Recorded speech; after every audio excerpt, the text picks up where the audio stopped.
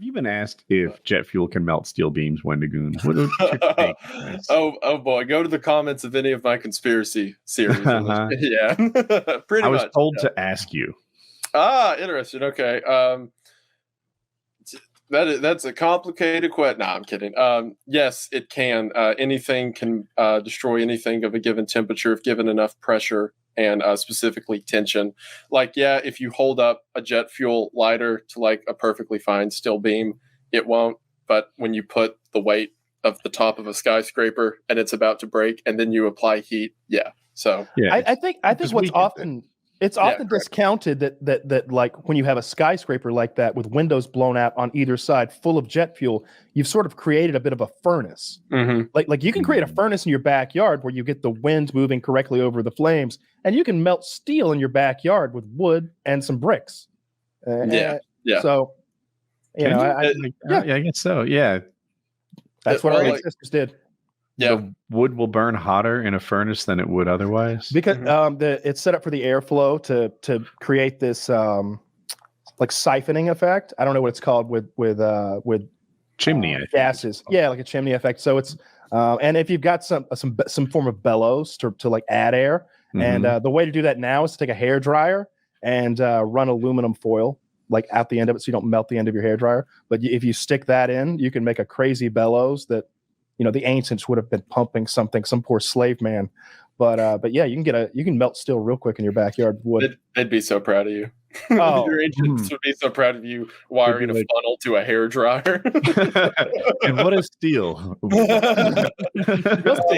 But yes, yeah, it can. Like, correct, it does not melt steel beams if you normally hold it up, but in the conditions given, yeah, absolutely. Just like the rest of the building, it melts it and then it makes it fall at free fall speed. Yeah, we all know that. I like knowing one or two things about every conspiracy and being and that's about yeah, that's true. And then someone's like, but what about this? And you're like, well, I didn't know that. Like obviously I didn't. I was having fun. Yeah. Now you made it not fun. Yeah. I know I know I can Google skinwalkers and see that some scientist did a study that they're not real, but that's not fun. Nobody's proven that the skinwalkers aren't real because they can't be disproven. The skinwalker says so. It's an unfalsifiable hypothesis. Yeah, Dr. Walker. Yeah, what are you doing, Dr. Skinwalker? It's always funny to like one up people who legitimately believe in conspiracy theories. Like, if someone's like, "Oh, you really think jet fuel can melt steel beams?" You're just like, "You think New York is real?" Like, yeah, you think there's people who think any of that happened? Oh, you go into your fridge, you grab a cold meal. You open your magic microwave, put it in there for 20 seconds, and it comes out hot, and you buy this? Come on. I know the elves in your microwave. Switch it out when you're not looking. Now, why do you think you have to put the cover back over it? Duh. Yeah. So you don't see them working. I don't understand. We were just talking last week about how we don't know, we personally don't know how most of our technology works. No, any of it, man. Let's be real. 99% of it. If I couldn't duplicate it with a hammer and nails or pipe and glue, I don't get it. I can explain to you how a generator works, but I don't know how to build it. Yeah. No. I don't know how that electricity comes out. I don't quite understand that part. And that's the most simple of things. And I get the general idea that you rotate a magnet or something inside an electrical field and that makes electricity. But there's something in there missing. Yeah. Where do I put the wires on the out and how do I get the light bulb? We're stripping some electrons away from the air. I don't that sounds right. Where are we compiling all these electrons? And what is if all these atoms are losing electrons, what's happening to them now? What are they being turned into? What kind of atoms are they now? Go away. They become energy, right? Oh, well, okay. That's a lot simpler than we thought. Then we just solved that one. I was asking. I don't know. No. I'm taking that as that was a statement you made, not a yeah, that's all right. Well, we just figured out how electricity works. How long did it take those ancients to do that? Idiots. I don't know. I don't know how they got all those big rocks. They didn't know how generators work. They seem to do some pretty cool things with levers to make the pyramids. Oh, what? You got some cool triangles? Whatever. It's like, what's the secret behind this? So. Levers? Every time I slaves. It was during 5th grade. How old are you in 5th grade? 11? Yeah, like around there. So like I was on it for like most of that 5th grade school year. I have no memories. I have no distinct memories of 5th grade. Like that's awesome. Kindergarten through 4th grade, 6th grade through 12th grade. I can think if I just think for a second, like what's a 3rd grade memory? I can like close my eyes, think, I can picture what seat I was at, like where my teacher was, like something that happened with a friend. But 5th grade, it's blank. It was awful. I would love to lose 5th grade. That was the year they bullied me for fixing my hair, walking pigeon-toed, and blinking too much. Yeah, that was a terrible year. You know what I do remember from 5th grade? 9/11. Oh, yeah. Well, that was my. They put you on SSRIs. Yeah, it was 9th grade for me. It was a sad day though. It was a sad day. Yeah, really. Everybody was bummed out. We didn't leave school either. We just had to sit through it.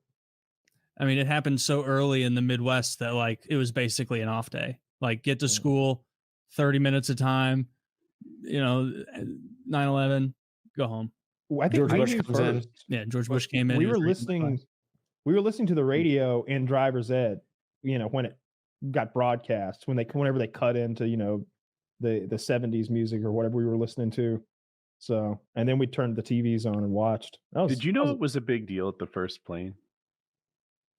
I don't know I don't remember the first thing we might have heard was that there were 2 planes. Because I do remember the coach who was like the driving instructor being like, I bet it said Osama Bin Laden.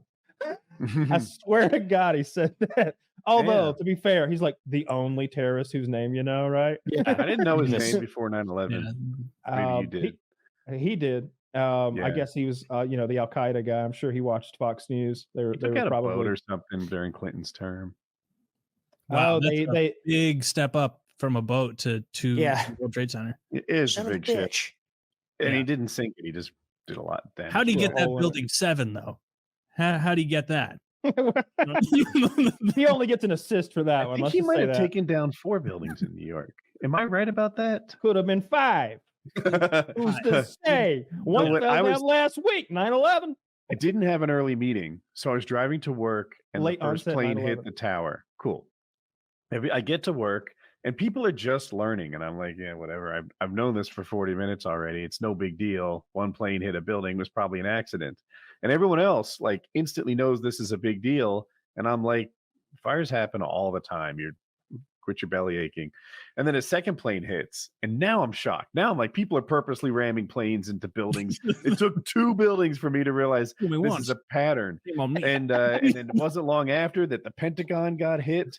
And now I'm concerned. The internet at that time wasn't what it is now. Today, we'd all be watching live stream video. It'd be no problem. Oh, yeah. But chanting. Yeah, we would have TikTok of the fight against the hijackers. Back at that point, like one person CNN feed was actually moving and every other computer in the office wasn't getting refreshed. So we're all crowding behind the one that worked, and I wasn't getting live news updates, but I was on the phone with my wife and she's like, the tower collapsed. And I wish I could take it back. I'm like, collapsed? How collapsed? And she's like, it's falling. It all fell. At free fall speed. And I was just like, all of it fell. How tall is it now?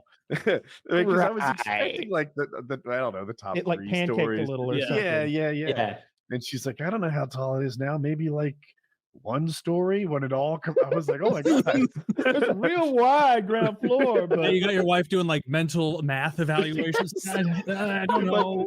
I take 110 stories and remove all the air. Maybe it's 2 stories tall now. Bigger than the subway next to it. Yeah. Damn, 9/11. Never forget. Never forget. I can't really remember. Forget what? No, that's not nice. Oh, you never even remembered 9/11 once? I mean, I remember the day that it happened. I guess I was like 6 or some shit like that. My dad was walking around. He's like, He was mad. Dude, so you Just him did probably getting one mad. There were a the lot of vibes American for it were flags in weird our to me. neighborhood. Like for a I was week, homeschooled. I was for a excited week to it go out. wasn't okay to laugh. Sports were canceled. Like funny shows weren't on. It was like everyone was like, "Oh my god, something so horrible happened. We're supposed to be grieving." I remember talking to neighbors privately, and we're all like, "I don't even know how to be me. Like I'm not supposed to smile right now." It's weird. Yeah. Yeah, that's exactly what it was. It was like a national week of mourning, and it felt fitting. It was very serious time.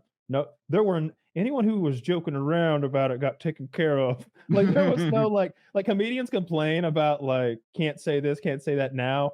Okay, maybe occasionally one of them gets beaten up on stage. I've seen it happen 2 or 3 times. I just don't think you could have done 9/11 jokes on 9/12 and not gotten hurt. He couldn't even dance in the street. Well, you could in some places. They were dancing in the streets in Palestine. Everybody I don't forgets know. that. Maybe a little dancing in the street, right? Depending. Yeah. Trump said there was. I believe him. He wouldn't lie. He knows. I Get never, this straight. Yeah. I've never heard of him being untruthful. No. Someone that old, you get there by truth telling. Oh, the debate's coming up. I know A you're week so from stoked today. on it. Yeah. I'm gonna watch. Can't wait. I'm gonna gonna watch. watch it after the show, I guess. It'll be How long is it? Like how long are they supposed to be? Like an hour? I was gonna say 90 minutes is a good estimate. Yeah, I don't know for like sure. that. Enormous number of ads in that block. So probably like 40 minutes of them talking, maybe, if that. I think you might be overestimating the ads. Oh, okay. Yeah. Well, I want RFK to go and debate him. He officially didn't qualify. I read it I know today. he's only like 7% or something like that. I don't like them. I don't like listening to him. Yeah. Every so often I'll like try to turn on a podcast or something, and this guy is just speaking this alien throat clearing language. I'm like, I can't take it. Yeah. What is he, a snake person? What is he? Yeah. I like that he's jacked for a 70-year-old. That's what I like about yes, him. that I admire. But I don't like the anti-gun stuff. No, thank you, sir. Get out. I like that he wants to get rid of the CIA and said that the CIA killed his uncle and father. I heard Schwarzenegger talk about that, and I've adopted his opinion. He's like, you got to understand where this guy's coming from. I'll never pass judgment. His father was killed. His uncle was killed. I think his brother died in a plane accident, and maybe his sister or JFK something. Jr. Kennedy curse. Yeah. Yeah. Another one, I think, died He's in a like, plane accident also. Yeah. And I'm like, bro, if my whole family was either murdered or died like semi-mysteriously, then, you might give me a little latitude with my conspiracy theories. For sure. He did have that brain worm. Mhm. Yeah. Self-admitted. there's that too. And it's almost like backs up any like paranoia he might have. Man, who gave him that brain worm? You don't just get brain worms. Yeah, you know what he needed? You know what would have solved that? What's he like a brain worm? Little ivermectin. You're not wrong. Yeah. You're probably Brain right. worm right out of there. That's how he discovered the worm. It was the ivermectin that Trump prescribed for him. Yeah. Dude, what's crazy is during COVID and stuff, I know people, personal friends, who've been taking ivermectin and doxycycline, like horse antibiotics, since I was like a child. Like people will just eat horse medicine.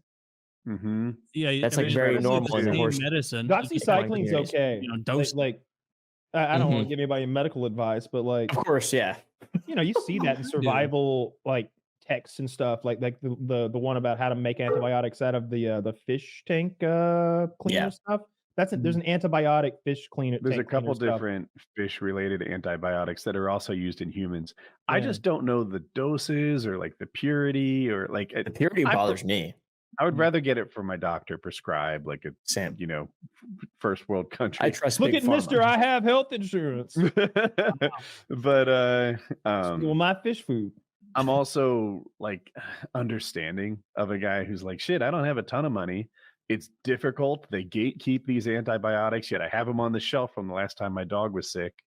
And it's like, it's just, I don't know. Treat your strep throat. I'm not judging you. Quick little Google. What's the dosage for a human? Oh, well, he's a Great Dane. It's already similar. It's the same, right? Go. I don't want ticks anymore. Yeah. Dude, I'm always dosing myself with some red line before I go out in the woods. That Just could not be healthy. That's crazy. It just pumps you full of shit to make ticks not like you anymore. That's fucking insane. You're right. It's What is it? For dogs, he like said red line. Oh, never mind. the Yeah. pills. Yeah. Or like you can put That like can be oils good. on their coat. That's Yeah, why I it's wear the off. sweet collar. Mhm. Plus, I What's in, look like, sexy. off? Like the what's that tick spray? The off stuff? Like what's in there? 'Cause Deet. Yeah. Is that bad? Yeah. Yeah, Well, it's got to you be. Smells fucking bad. drink it.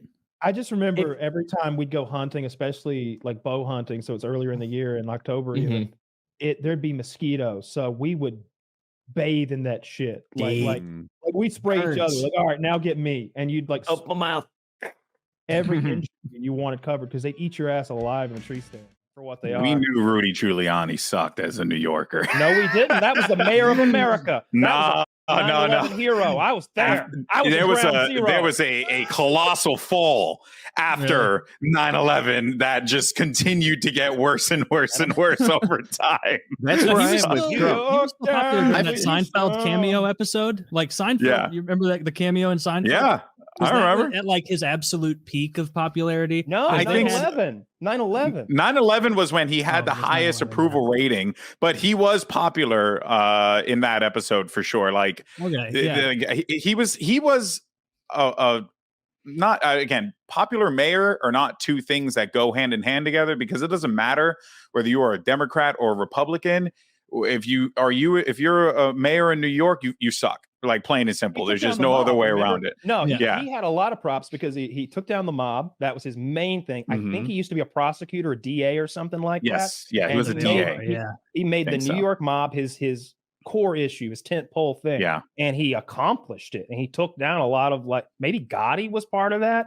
And so he was America's fucking mayor in 2001. I'm telling you, that guy Zach, was I'm seeing no polls done during favorable 9/11. ratings in 2007, 77% favorable. And Well, Dude, yeah. Mr. Consistent.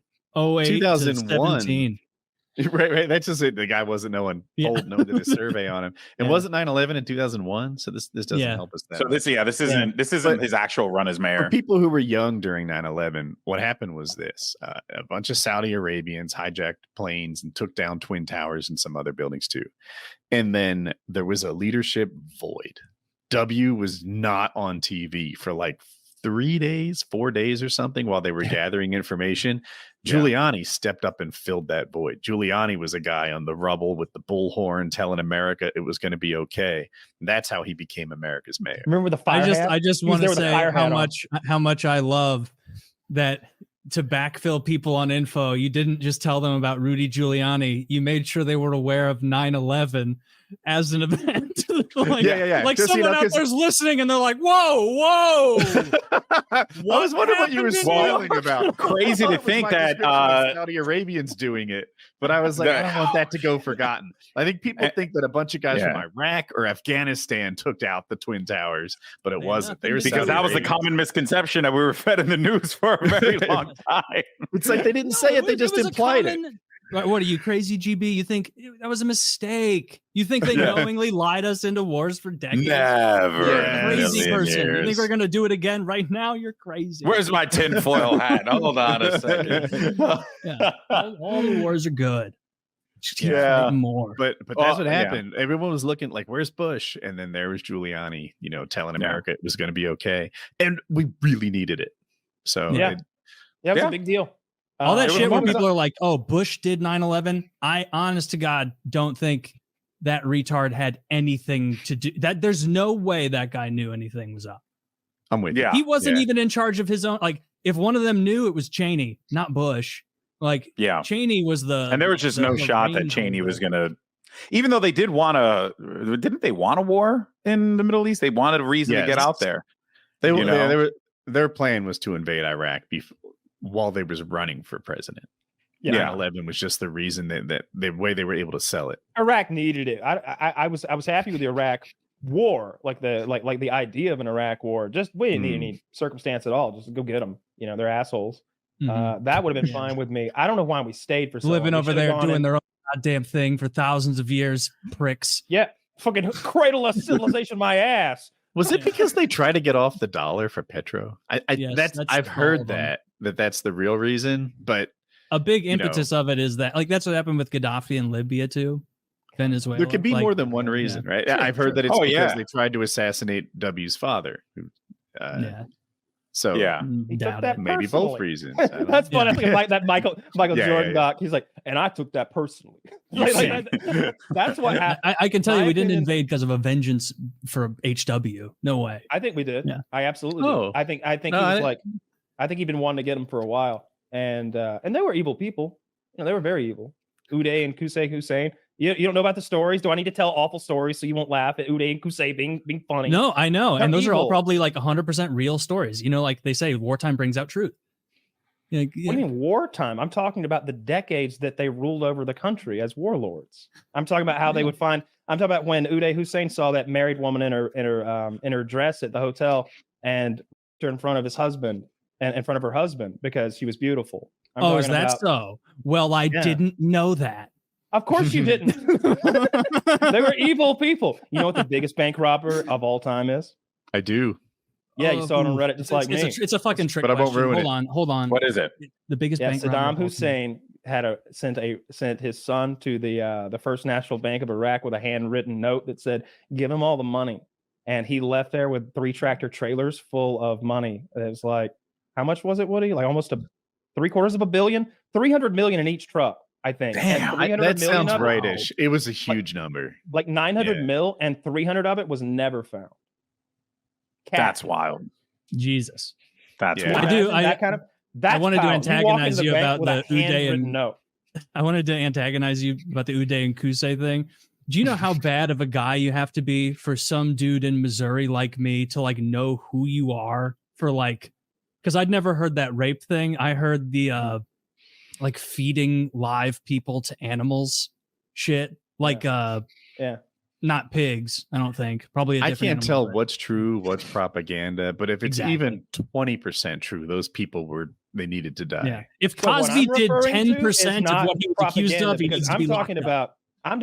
I'm talking about victim interviews that I watched and saw people Oh, talking okay. about their baby skull being dashed upon a wall and Jesus. the crazy torture programs, how Saddam would bring his children to the torture rooms and watch his political rivals be tortured to death or raped to death or whatever when they were very small children. Well, the When baby Saddam took- skull thing just sounds Spartan. You know, only the best babies made it through that.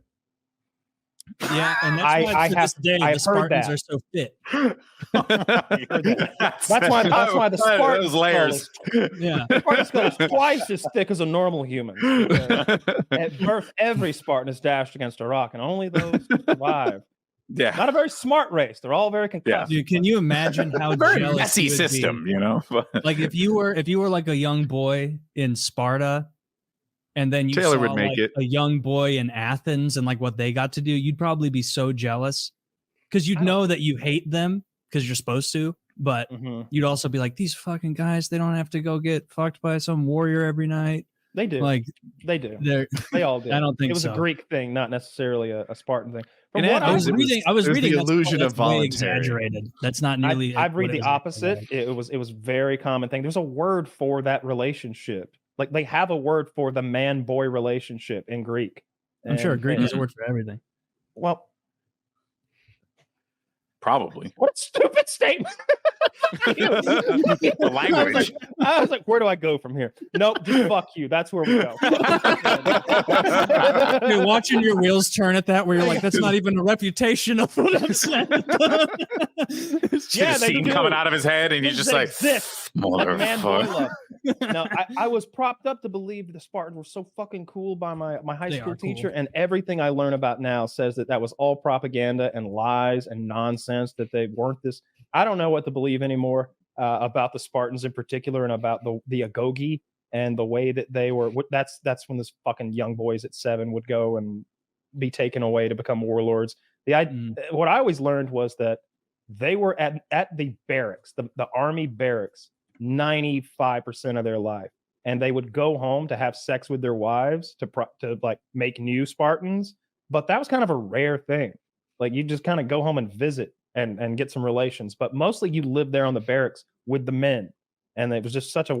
I was always taught that it was a That super warrior sucks. culture. What a that terrible would life. suck. And the age of service went on to, I want to say, and if it was 45 or 55. 45 seems more likely for ancient times because what a grizzled veteran you would be at 45. You know, Hopefully you're in a ancient- leadership position or something at Yeah. 45. Like, if you take a 45-year-old and ask him to fight a 25-year-old with a spear, you're gonna have a 25-year-old left over. Maybe, More or maybe likely, he's yeah. better at like running that phalanx thing they did because they were like a turtle shell with spears sticking out of it when you see Yeah. the way it worked. Not if that It wasn't- 25-year-old has been training for 18 years since he was 7 with it. You know, I guess it depends where he's from, right? Like if he's one of those poor barbarian guys who was just like, look at the turtle men with their Yeah. shiny shell, and he just ran into your spears. yeah. Well, if he's I a get what goth, you- he's fucked. You can hit your Classic 40s or even Roman. 50 and not be totally worthless, but Yeah. I'm telling you, if I played ice hockey now, I'd get smoked. Like, Yeah. I'm just sure of it. I love how also, this like, all they're- went back to the initial thing that Woody said. He I'm just saying, wants to I- become an athlete, guys. That's all he wants to do. He just wants to be an. He already is. Combat is have I'm excited for Woody's. Woody has a PowerPoint for us. Yeah. By the way, this is it's fucking hilarious to me that you did this. I love it. I love it. I kind of cheated because mine's not so much a conspiracy theory as much as a simple observable fact. It's a piece of cake to prove. So United Flight 93, that's the plane that was shot down in Pennsylvania on 9/11. I'm gonna go through that and explain how I know that it was shot down. First, we're gonna go through the timeline. What's important to note on slide 2 here is the times. The World Trade Center went down an hour and 15 minutes before this flight did. There was lots of actionable time. The second one went down an hour or half an hour before this plane was shot down. There were 31 minutes before this thing was known to be a problem plane and the time that it was finally shot down. On slide 3, George Bush in his memoirs included that he gave the order to shoot down this plane. He actually thought that, well, in his book. Did you really? I've never heard this. Yeah, George, and it's in his memoirs. He says, I gave the order to shoot down this plane, and I was under the impression for quite some time that it was us who shot down this plane, which to me is the cover for changing his story, right? You know, like, it turns out it just crashed on its own. Bullshit. Next slide. The F-16s were there. As I mentioned, 31 minutes had passed. Well, the F-16s were only 10 minutes away from this flight. At supersonic speeds, it was less than 10 minutes. There was enough time to go there, to try radio contact, to give it a go. There were 21 minutes after the planes arrived to deal with this, to make a decision on whether they shoot it or not. Cleveland air traffic controllers were on the record saying that the F-16s and Flight 93 were there together in the same spot. And then they became forbidden to talk about what was on their radar screens. That's it. Ooh. They just don't talk about that anymore. It's done. And there are eyewitnesses that see the F-16s right by Flight 93. Next slide. The engines on Flight 93 landed over 2,000 feet from the crash site of the rest of the plane. That's half a mile. Now, when planes come drilling into the ground, the debris tends to be very localized. It's in one spot. The engines don't go another half a mile away if they hit the ground first. And wait till you see this engine record. Next slide. Wreckage. There is a giant hole that this engine created as it came pummeling into the earth. Next slide. Here's a close-up of the engine buried into the dirt. Like, what is that? 4 feet deep? Look at So it this. clearly fell from a distance. The entire engine is underground. It like burrowed a hole. This is not a motor that slid across the ground half a mile and then somehow dug a 4 foot deep hole. That's not how this works. Next slide. They found mail. So Flight 93, like a lot of flights, had U.S. postage on it. They found this mail 10 miles from the crash site, just scattered throughout the woods everywhere. The official explanation for this mail is that the wind blew it. The wind was going 8 miles an hour that day, which means that these letters would have had to have been airborne for over an hour across the ground through the woods. What kind of horseshit is that, right? That's not what mail does. If you dropped a letter in your front yard with 8 mile an hour wind, it wouldn't stay airborne for the next hour and 15 minutes and find itself 10 miles away. It would drop at your feet. Unless there was a hole blown in the plane from 5,000, 8,000 feet in the sky. And then the mail scattered across a 10-mile crash site because that's what letters would do. Last slide. In summary, the order to shoot this plane down was given by W. The F-16s were in the area with more than enough time to get it done, and the crash site debris is consistent with an air-to-air missile strike. The only other possibility is that the plane broke up in the air due to the pilot, the passengers attempting to take control, grabbing controls, and then making it do some sort of maneuver, because the plane definitely has to break up in the air to accomplish all of these things. So you think the passengers flew the plane in such a way that the engine flew off? I don't know much about planes, but but it sounds like the plane broke up in the air due to something. It definitely did. I choose to believe Woody. It's hard to go with any other conclusion on this. You know, the crash site is consistent with an air-to-air missile strike. Did they know if the Flight 93 passengers ever made it into the cockpit or did anything like that? Or that's just totally unknown now? Because I know they recovered some calls. Well, not in the film. Yeah, there was more stuff I didn't include in here. The passengers did make a run, but they don't know that the passengers actually got in the cockpit. They also have a guy who was on the phone in the bathroom when the missile struck the plane. And he's describing the bang he heard. And... you know, they don't really lay that out there. They're just... Wait, what was that? So there was a guy hiding in a bathroom because terrorists had taken over the plane. And while he's there talking to somebody on the phone, the missile strikes the plane and you can hear the bang. And he's like, I don't know what that was. And then it goes down. Yeah. Do you think there's a possibility that the terrorists had a bomb with them? Which it does seem kind of redundant because they were using the plane as the bomb. Yeah. Why would... Okay, so maybe when the passengers were imminently taking control of the plane, it was happening, and then they set off an explosive device. That could also be an explanation, I suppose. Yeah, that although it just, what is it, Occam's razor, where the most reasonable solution is the simplest one? Yes. I don't see why terrorists would bring a bomb when they're trying to use the plane as a missile. Last resort potentially, but I agree with you. It also your explanation is the most likely. And that alternative explanation is much trickier to slip past TSA than just some box cutters. Sure. Yeah. I think that it was shot down. I agree with you. I've always thought that, honestly, but based solely on the debris field, it was so scattered. And you know, you don't have to be an expert to like understand that if a plane hits the ground, then it's all right there where it hits the ground, not the engine doesn't out. burrow itself in the ground a half mile from the site unless that engine came apart in the air. Yeah, it has to break up midair. And I don't recall what kind of planes that they were, but have you ever seen the footage of that pilot flying? I think it was a 747, and he does a fucking what do you call it? Not a barrel roll. He does like a loop-de-loop, yeah, I forget what that's called. But like now that I picture that, I'm like, no, it doesn't matter what the fucking they did up there. You can't make that plane break. You can't fly it bad enough to break it. Yeah, don't take this right too hard. We might just come apart. I don't think that that's like maybe how like Ryanair works, but not not United 93. Airlines. Yeah, that's really interesting. I can't believe I'd never looked into Flight 93 at all. I've never even seen the film. It would be funny in the film if somebody edited in like a fighter jet like in the corner that nobody saw and that just like then sunk back like Yeah. The stuff about like air traffic control not being allowed to talk about what they saw on their radar. What's that about? That always inches me a bit towards the conspiratorial side is when people are instructed that they can't talk about it. You know, where it's like, hey, you can't talk about what happened there and what you saw on your screen. We're not trying to hide anything, but you can't talk about it. And the explanation would probably be like, oh, there was probably some like, classified high-tech shit. It's like, no, do you think every other day they were like, yeah, fellow, air traffic controllers of Cleveland, remember to zip it up before you hit the bars tonight? Like, no, there's nothing. They're just organizing traffic in the air. It's not a conspiracy, heavy job, I wouldn't think. Yeah, right.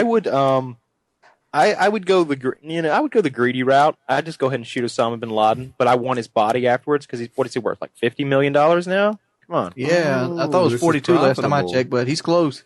Yeah, like just go ahead, pop Bin Laden. Decapitate him if you can't carry the body back all the way. I'm sure if you show up at an American embassy anywhere in the world with Osama Bin Laden's head, they aren't gonna like freak out and arrest you. They're gonna start clapping and You're gonna put a cigar in your mouth. Yeah, a big one. And then there's gonna be some ceremony. I want to go to a ceremony with Obama where he gives me a Medal of Honor, even though I'm not in the military.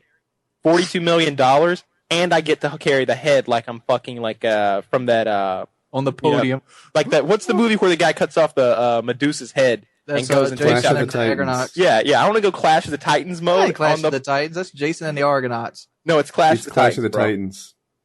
Gommel. Hey, Clash of the Titans, dude. Yes, it is. I promise you, it's Clash of the Titans. It is. I want to be Clash like of the Titans, brah. I want to recreate the scene from Clash of the Titans on podium next to President Obama and just be like, "La!" and like hold the head up and shake it, like holding my giant $42 million check and my Medal of Honor. That is who I would shoot. Yeah, top that one, Woody.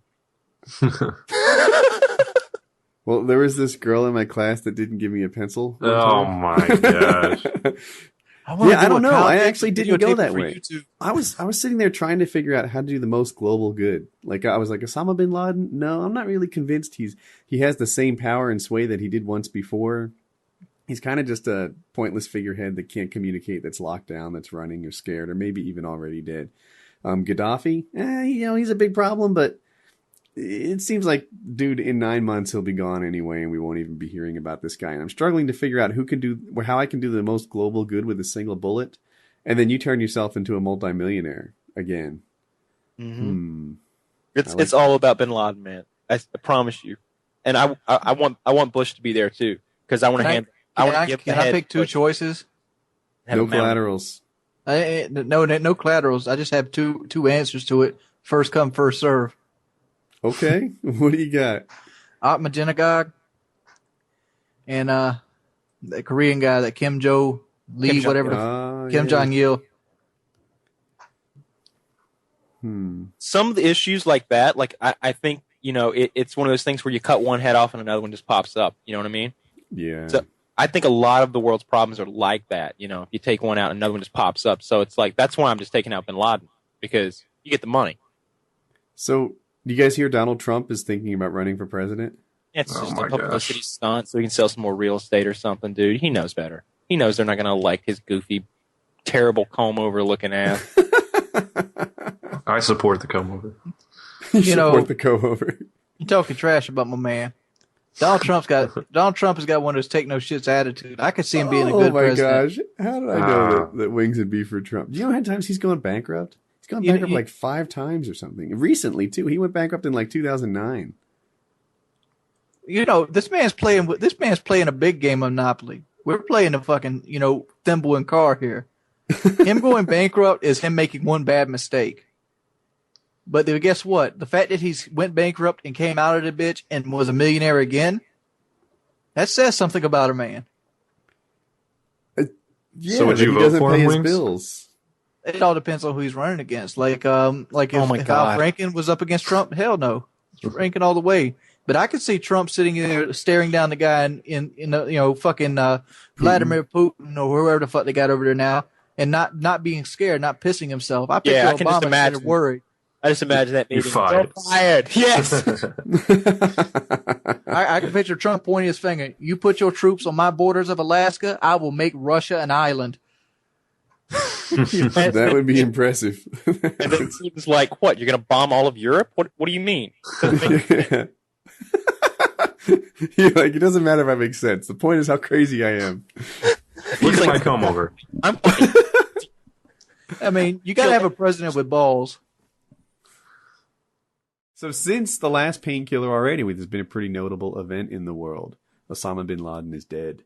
Kyle, thoughts? You're welcome. Hey, do you think they should release the photos? No. No? Really? Nope. I think they should. Go ahead. Think about it this way, though. Think about it this way. What do you think? I mean, if you were in the military right now and you were part of the team that takes out Osama bin Laden, are you peeing on his head? Just a little.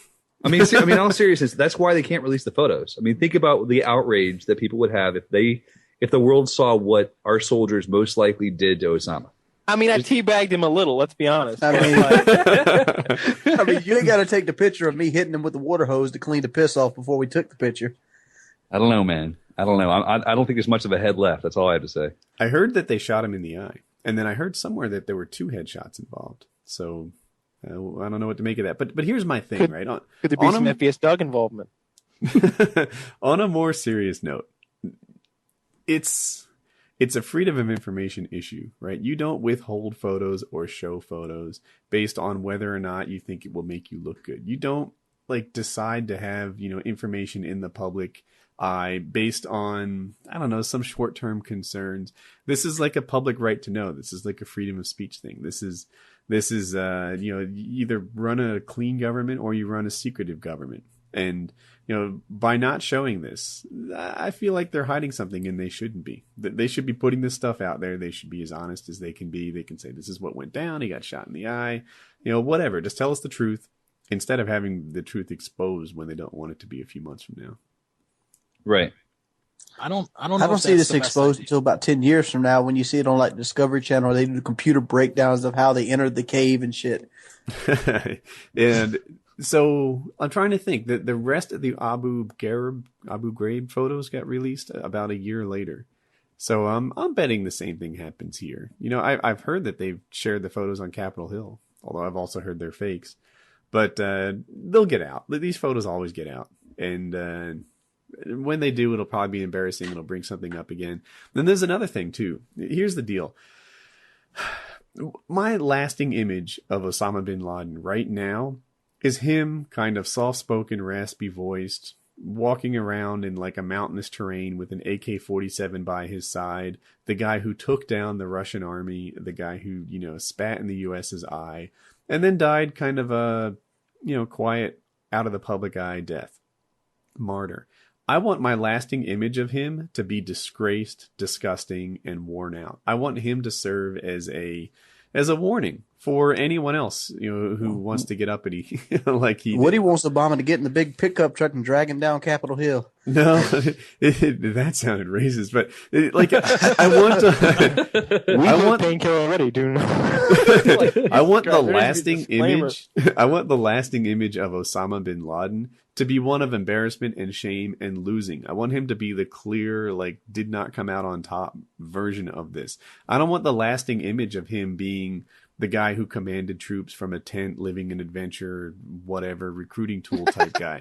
But he wants the DUI photo of Osama bin Laden. Yeah. Here's what I want, though. Let's back this up a little bit. Have you guys seen Arrested Development at all? No. Yes. Okay, so you know the house that supposedly Saddam Hussein lived in? It's not ringing a bell. Okay, never mind. Well, people in the stream who've seen the show, the whole hook is that this family was secretly building palaces for Saddam Hussein. I want to believe that actually Osama bin Laden was living in these houses and they just nuked the snot out of it, because that would be way funnier. But yeah, but on the more serious note, I want the lasting image of Osama bin Laden to be his dead corpse, sort of, with some dried blood on his face, messed up, dumped into the sea.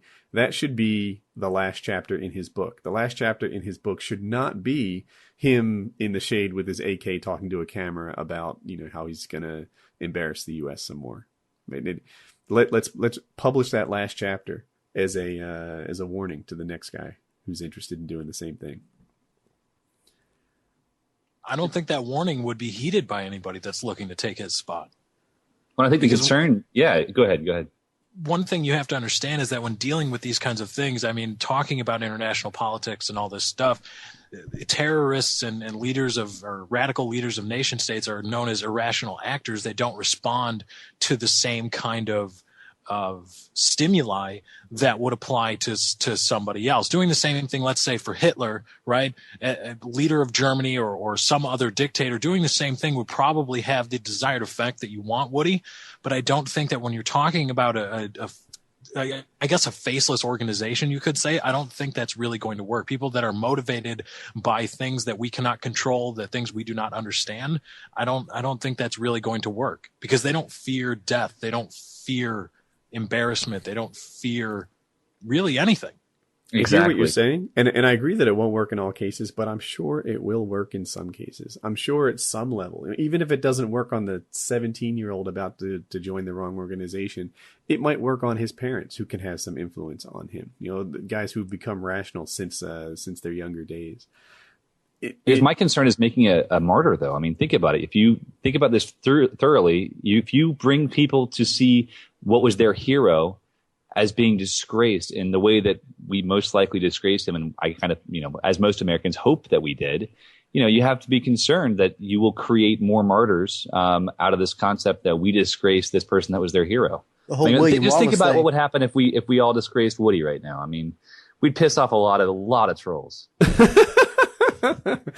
Anyway, so I guess we'll wrap up that topic, but yeah, I think that disgracing will tarnish his image a little bit, and it'll be a cool thing. So new topic. I'm good. You just skip right over me. Oh, go ahead. I'm going to talk about his death, not the disgracing period. I don't think his death will mean jack dick, to be perfectly honest to you. I think Osama Bin Laden, or he had slipped into the chapter of his life where he was just a forgotten memory, a ghost that was still hanging around. That's what he was. He was like what Pearl Harbor is now. Kids nowadays don't know what Pearl Harbor is. They don't understand the repercussions of Pearl Harbor. They can read it in a book. They can do all this, but people are still going out and buying German cars. We play Sony PlayStation and all that things. But the fact is, the whole repercussions and how the country felt at that time is no longer there. It's just a phantom. And I think Osama bin Laden's in the same category there, because at this point, when I heard he died, I didn't give a shit. And I'm a super patriot. I'm like, his death meant nothing to the country. His death solved nothing to the country. Does a super patriot wear a cape? Yeah, it's I'm just fucking with you, man. Yeah. I just love the pause here. This is money. This is like the best kind of awkward pause you want to have in radio. It's like, what the heck did he just say? I mean, I'm a pretty good patriot and everything, but not a super patriot. Just kind of. But the fact is, average patriot. What did we accomplish by killing him, other than like getting little kids excited? Really? No. I think we took away a key recruiting tool. I think that he was still an inspirational leader. I think people wanted to be involved in his organization. He was a big part of that. Well, also, apparently, they found a whole lot of information on, I forget the guy's names, El something Zawahiri, I think. Throw Muhammad in there, usually close. I'm trying to walk. We are not affiliated with Woody at all. Wow. Yeah. So, guys, it was great being on the show. Damn, Kyle, you racist. What? But apparently they got a lot of information on the inner workings of that whole group. So there will probably be a whole lot more from it, stuff that we'll never see or hear about, or at least for a while. But they did apparently, allegedly, I should say, get a whole lot of information that they are able to put to good use. I'm sorry about that Mohammed joke. I just thought I was being funny. I didn't know. Well, I feel bad. But you guys ready for the next topic? Some Woody is to stand by your guns. We'll see how you feel about that gas truck loaded with Simtex by your house. Jesus Christ. All right. I've been watching these Special Forces podcasts, and I'm hooked on it now. I love this. Have you ever seen the movie Zero Dark 30? It's about when they got Osama bin Laden. I have heard of it. Not sure. I highly recommend it. It's a fairly accurate telling true story shit of how they got Osama bin Laden. And it was a woman at the CIA who was mad about some of her friends getting blown up, who made it her job to like track down and find Osama bin Laden. It was her the whole way. And so it tells her story for a while. But then you've also got, I think Chris Pratt is on the SEAL team, like SEAL Team 6. Yeah. And then there's several other characters like scattered along, like in the military and the CIA and everybody who like made this thing happen. And when they actually go on the raid and go in, it is really fucking cool. I just listened to a podcast. Why'd you throw them in the ocean? Oh, because we lied about that. Because they didn't want to like have like a mecca for terrorists to like visit and like put roses on Osama bin Laden's grave. Like you ever go to that place where John Lennon airdrop him into an enemy's land? Now they've got a problem. Osama bin Laden Barack Obama thought it was a great idea. Those guys' names are similar. Barack Osama wanted to do that. But middle name's Hussein too. That was fascinating. That's so funny. Talking about the crazy part. He said that the woman at the CIA told them, she's like, that his last line of defense will be his son, I think Khalid, something like that. His last line of defense is Khalid. I don't know what it looks like inside the house, but there will be a staircase. And Osama will be on the second floor. And Khalid will be on that staircase, and he will be armed. If you get past him, you get a shot at Osama bin Laden. And so when they get to the staircase, one of the guys yells, Khalid, come here, in Pakistani. And Khalid pokes his head out, and they blew it off. And then they walked in and killed Osama bin Laden. Heavy sleeper, that guy. He was, well, Osama was like up, like trying to get, they always say he was trying to get a rifle. Osama was staggering around with his wife in front of him, and they shot him twice in the face and then once more once he hit the ground. That's what happened. They went to kill Osama bin Laden, not to capture him. They killed him. What about his wife? Just let her She go? got shot. I don't know if she died. She like took a bullet in that thing, I believe. I'm like, although I know what they shoot 77 grain hollow points, he said. And my goodness, that would make a mess even if it winged you. Like if you got shot in the arm with that in a room, like you could very easily bleed out. It's a 5.56, a heavy one. It's a yeah, but the hollow point part, it's it's gonna like kind of, it's really coming apart when it hits you and making. I don't think I've ever hole. fired a 5.56 hollow point. I didn't know that was a thing. Yeah, there's hunting rounds is where we'd get them, but like I don't think I'm like 99.9% sure the regular military doesn't shoot hollow points because they all shoot FMJ or green tip or something, but I guess those special forces guys just don't give a. They shoot hollow points. I've always heard they can have whatever they want. Yeah, but there's rules that, although on this raid in particular, like they had snuck into Pakistan. You know where that house was like less than a mile. I think a kilometer away from where Osama bin Laden's house is like their West Point, like the Pakistani West Point. Like he's not in the middle of nowhere. Mm-hmm. He's right down the street from their military, like professional military training grounds, like where their top brass is. They got him in their back pocket right there, keeping him safe. I wonder if you can look at that house on Google Maps, like satellite view, and check out the compound. Like a street view.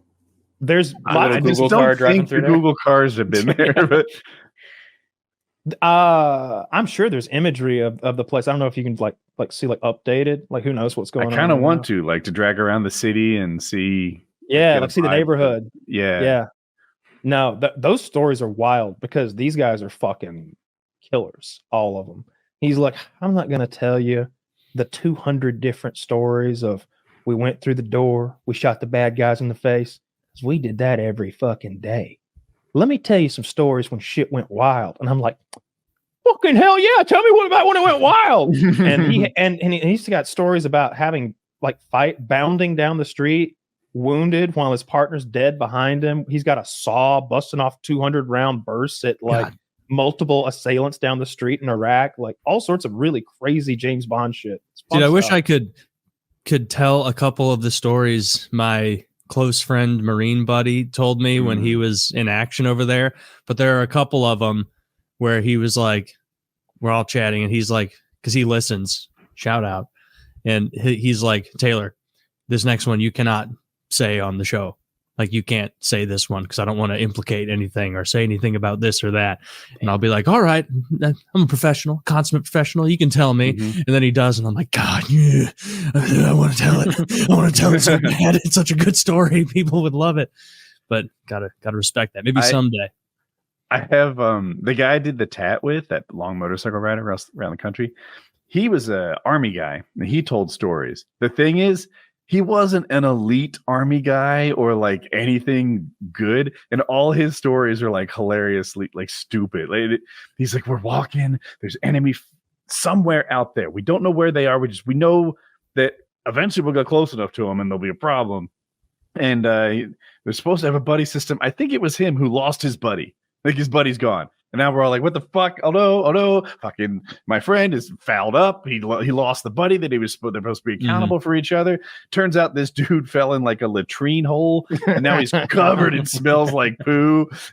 But they didn't let him like stop, so now he and his buddy gets it on him. And like, this is his story. There's no hero, like rock star shit in any of this. Yeah. Just smells bad. Just a comedy of errors in the army, apparently.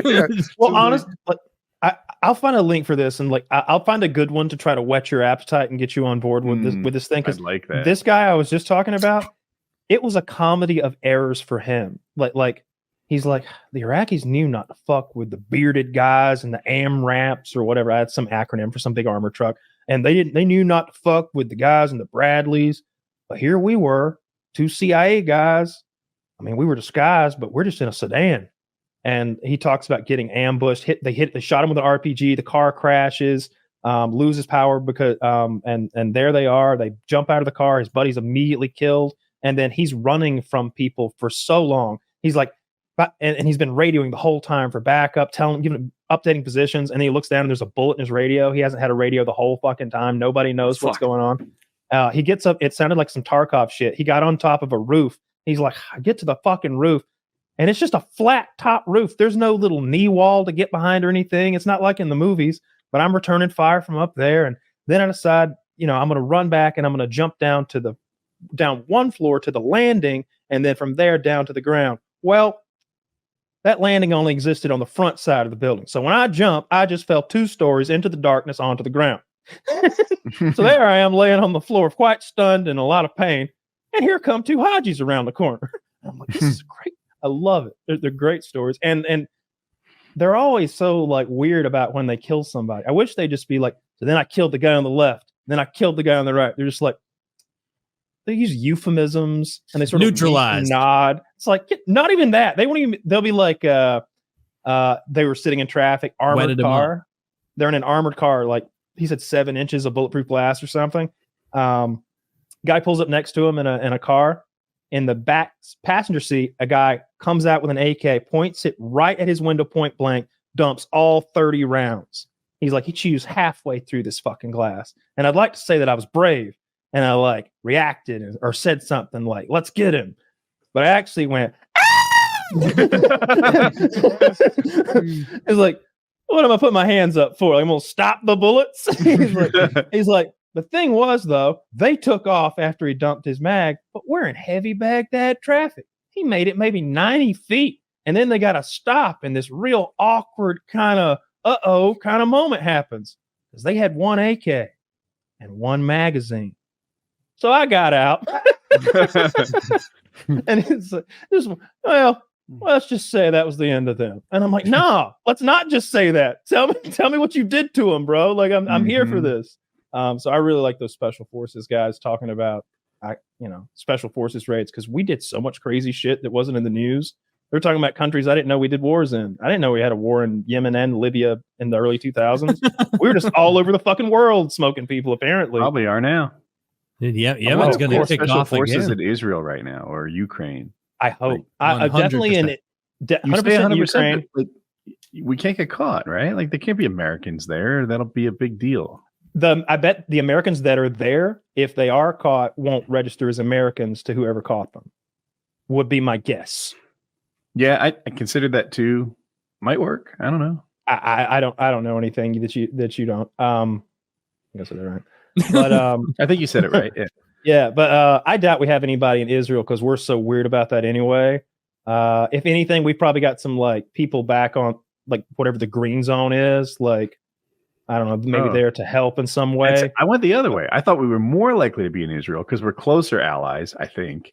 And what's Palestine going to do? Like, we don't want Russia to get into a hot war with America, but the PLO, who gives a fuck if they get into a hot war? It's not really them. They don't want to lose. They don't want to lose Americans in that. Israel isn't like principally concerned with Hamas as far as a competitor in the region. It's Hezbollah. And so that's why they're gonna. I think it's likely that they continue to and like do a real invasion of Lebanon at some point in the future, because that's where, well, they're already bombing Lebanon because they're saying they're taking out Hezbollah sites, and then that, you know, the Hezbollah alliance between those guys in Lebanon and in Iran, where kind of the meat of the power of Hezbollah comes from. I think it's a bit more risky than a lot of us realize over there. No, like I think it is. One of those CIA guys, they asked him how World War III began. They asked him a question like that, he said that he's like, I think it already started. I think it started when Russia invaded Ukraine. That was the beginning of World War III, and we're slowly, and you know, the forces are all coalescing now with the United States and Canada and Germany, and this time very, very seemingly Poland, like really beefing up, pulling together, and obviously and the India-Pakistan thing. And I'm oftentimes I'm a little bit trusting of situations like that, especially with presidents. Like I remember when Obama was like not talking about something with the Osama Bin Laden raid or something, and lots of people were like, "Nah, he threw the body away," and I'm like, well, probably a good idea that they gave this guy a proper burial at sea, so that we don't look like some people who are like they're the ones who drag not share the pictures. I think that might be what you're thinking of. They didn't share the pictures, and then they buried him at sea. You know, the body, Osama bin Laden, and people were complaining that they gave him this proper burial. And I just remember thinking like, well, the enemy are the ones who drag our bodies through streets and desecrate us. Like we don't have to stoop to their level every step of the way. I heard it explained like this, that if the enemy saw what we did to that body, I heard he got canoed, like shot in the forehead after he was dead. It just sort of split it. And, he shot him 2 or 3 times in the head. Yeah. And they felt like if the enemy saw what Osama looked like dead, that it would be motivating for them. So they just got rid of that situation. Have you ever heard the interview of the guy who shot Osama bin Laden on the Howard Stern show? No. Was it interesting? So that guy has written a book, and now he works, I think, helping veterans get jobs. Mm-hmm. And Stern is Stern. So he's like, you're the guy who did it. You killed Osama bin Laden. And he'll just like, yeah, well, it was a team effort, this and that. I wouldn't have even been the one going through that door if, this and that hadn't happened, and et cetera, et cetera. But like Stern, like he wants to know what like assholes like us want to know. Like what happened to his head? How many bullets in his head? Let me ask you this. Who put his head back together for the picture? And like, well, my buddy, he sort of pushed things back together so that we could, and he got the nitty gritty details that Jesus. Like this guy wasn't volunteering. He explained like the raid from beginning to end, and he really gave praise to that. If you've ever seen that movie like Zero Dark 30, I think maybe there's a redheaded actress who's the one the raid was her idea. She's the one who had like gotten the intel from some source, and she was the one pushing it through and making sure it happened. And he was like, her intel is what made this thing a success. She told us that the last line of defense is going to be Osama's son. He's going to be on the stairs, and he's going to have a rifle. And she told us what his name was. And so when we went around that banister, I whispered his name and then some words in Arabic, and he peeked out around the banister, and we blew him away, and then went up the stairs. And it was really cool to hear that interview. I'm sure it's on YouTube. Damn. Now I want to hear it. Yeah, it's good. It's good. Pretty cool. It's this guy being very matter of fact about like, and he talks about his training. He wasn't a Superman. He's not like he wasn't some gigantic human. He didn't know how to swim when he joined the Navy SEALs. He got like a collegiate swimmer to like train him how to swim for like the 2 or 3 months that led up to him going into the BUDS training program or whatever. I thought that was remarkable. You think that these guys, it's more about toughness and character, it seems, than determination. I used to daydream about being a Navy SEAL. Right, it was never in the cards. I've got this damaged hand or whatever, but I would sometimes daydream about it.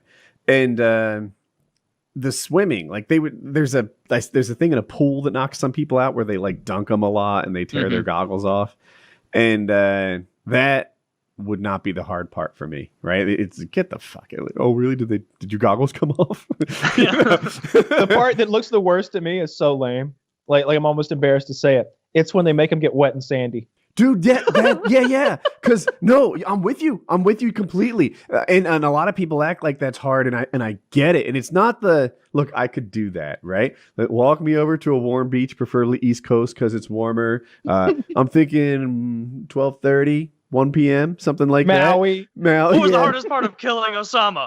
Well, it was getting wet and sandy. Right. But it's not like that. They take you when you're already on the verge of quitting, when there's already that, walk left that Chelsonen talks about right there.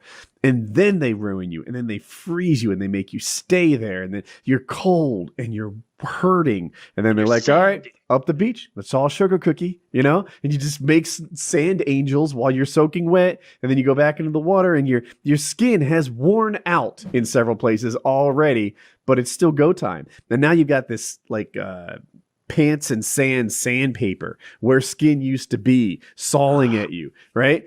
This goes on for days. That's the hard. It's not the pool time where they take your goggles off. I'll be fine for that. It's days of just getting the shit beat out of you. Like, I remember watching a documentary about exactly what you're talking about, and I remember knowing for a fact it was not in the cards for me to do it when they were like, all right, like after they just did all that shit. He's like, you are now allowed 20 minutes for a standing nap.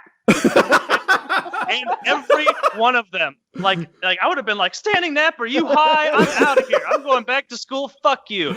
Like, what they did though, all the Navy SEALs had a look of 20 minutes of standing nap, and they all stand there, and a couple people just fall over because they're doing it, and then of course they wake up to that same guy going, "Did I say this was a laying down nap? This is a 20-minute standing nap, and it is now a 16-minute standing nap for you, sir." Is it really a standing nap, or is this part of the bit? Fucking horrible, Taylor. I can't tell. Is standing nap real? Yes, it was. Yeah, we're all just. Some of them lean against each other. And they had a team effort. This shit. What they had just had to do was that thing where they all put a log above their shoulders, and they all have to in unison walk out into the surf, and then press it and move it around and everything in unison, which is really much harder because some dude who's not doing his full thing, 3 people to the right of you, you're picking up the slack. And as soon as that was done, they did the standing nap thing, and it was funny, but also man, I'm really glad that the elite of the elite of the elite that defend our country and do things on behalf of this nation are that well trained. That's very reassuring. Yeah, they're just made of stern stuff. There has to be something about them chemically that doesn't quit. I'm impressed by people like that. Yeah, Bill Zarian passed that training course. Then he hit an officer, and they made him repeat it, and then something else happened. I'm pretty sure he went through buds twice, and he didn't quit. He got kicked out after doing something stupid. So he didn't pass the training. There's more than one way to fail buds. It's a no-nonsense haircut on the right. Turn on our nation's first responders in general. Just the self-proclaimed heroism, right? Everyone runs away while we run towards the danger. Suck a dick, dude. I am just so tired of you smelling your own farts, thinking that you're better than everybody else. Tell them. First responders are the cringiest cunts you'll find on the internet or anywhere else. Is this EMS, paramedics, firemen, police? Oh yeah, all of them. I just want to take them and push them up against a Velcro wall until they're stuck there, because the fuckers are always dressed in cosplay. I'm done with it. I'm done with it. You don't like firemen anymore? Did this start on 9/11 when you're like, it doesn't look that hot? Quit your belly aching about all those stairs. Yeah. Oh, I'm sorry. There's a little bit of dust in the air. I know it's raining. That is the funniest group to go after, because I've never heard anyone have umbrage with first responders, and then they're like, "Oh, can you move your legs? Were you in a car accident?" I'm okay with most of the first responders. I do think that they look any male dominated good old kind of profession that's physical in nature like that develops this good old boy kind of thing. And they can be annoying as shit just to talk to, just because they're that way. I don't hate firemen. I want them to come put my shit out, but I wouldn't want to hang out with a bunch of dudes at a fucking firehouse either. Those guys are usually douchebags. That'd be the hardest part of the job. I usually got along with all the cops that I knew in private, but then them in private, and in private they're completely different people. You know what I mean? In private they're like, "Hey, what kind of weed you got?" And I'm like, "That's right here." And my cop friend's like, "Oh, that's some good weed," because he's my cop friend. Or he'll be like, "This is the knife I'm gonna use to disembowel some fucker if he have," and oh, cool, he's got a Batman knife. Oh, dude, we lost to this. we straight up lost to these hopscotching, leapfrog playing. memes. Big fan of the memes of the 15-year-old, 16-year-old like Zoomer boys with like the I don't know if you've seen them, but there's one of like Bill Clinton or George Bush sitting there with the Secret Service in his ear, and it's like, sir, it's 100% not busing. These planes flew into the building, no cap on God. For real. Yeah, he's like, oh no. That is good. Those are funny. Those 9/11. Because I mean, the kids making those memes now, the Zoomers, they weren't alive for 9/11 probably. That's why it's so. This is now we finally made it to the point where 9/11 can be publicly funny outside of like, you know. Isn't it what didn't South Park say 21 years? Hasn't it been? Yeah, exactly 21 years. You're right. Years? It has been 21 years. So it's like 1.5 generations, right? So now like the people that were like alive and going through the thick of that and stuff, like us, like I'm just like, I don't know, man. Well, there's the people like Woody I don't who think were it's like funny. consummate adults at the time, and then there were people like me and Tucker, and to a lesser extent Kyle, where I was just like, well, not Kyle understood what was going on. I was just like, we're getting out of school early. Bad. Yeah. Hell yes. Like Pokemon all afternoon, baby. Pretending to be an Urkai in the woods with my friend. When I think of 9/11 now, I don't just think about when I think of 9/11 now, I don't just think about, you know, the buildings and that day. I think of everything that happened because of it. You know, I think TSA. Fuck the TSA. I think about I think about the Patriot Act. I think about the massive loss of freedoms that we'll never get back again. And that reactionary moment we had with George Bush, Dick Cheney leading us into the future, and the $1 trillion that we threw away in the Middle East to kill 1 million Iraqis who had nothing to do with it.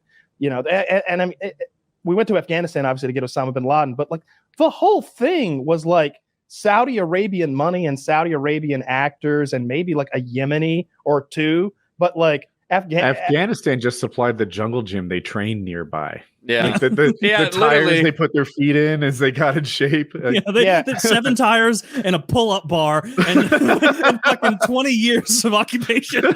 We should have never let them do dips here.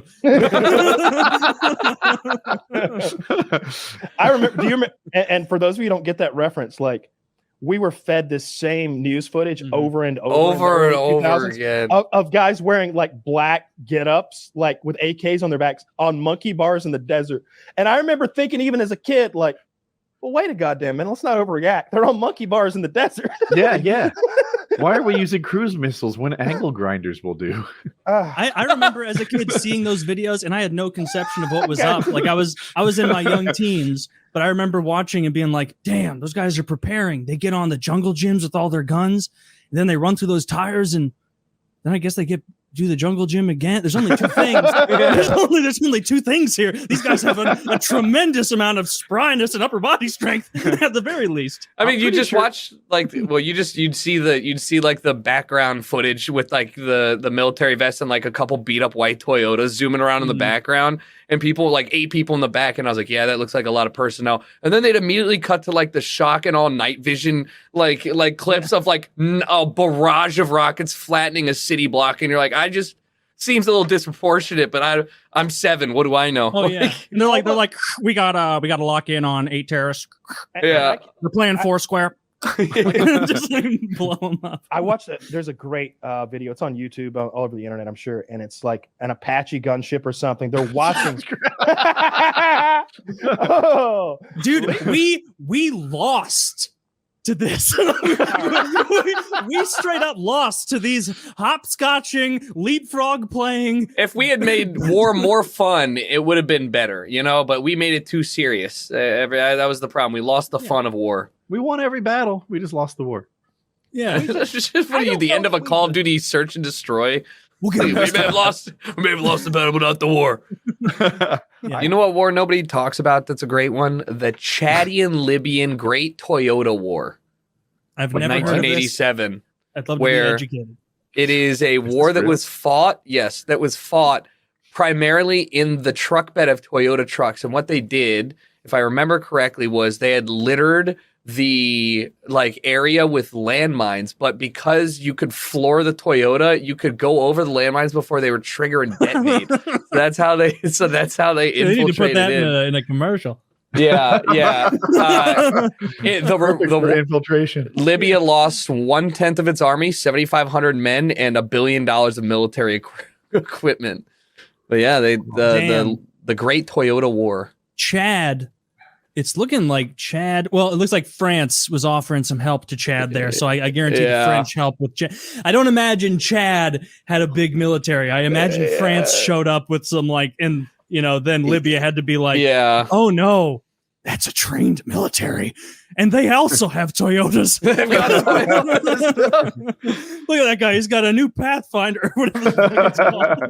That's a neat. That's why I named it the Pathfinder. Camrys, everybody run. Yeah, everyone's in a war Corolla, like it's Mad Max coming out of the optional sunroof with a spear.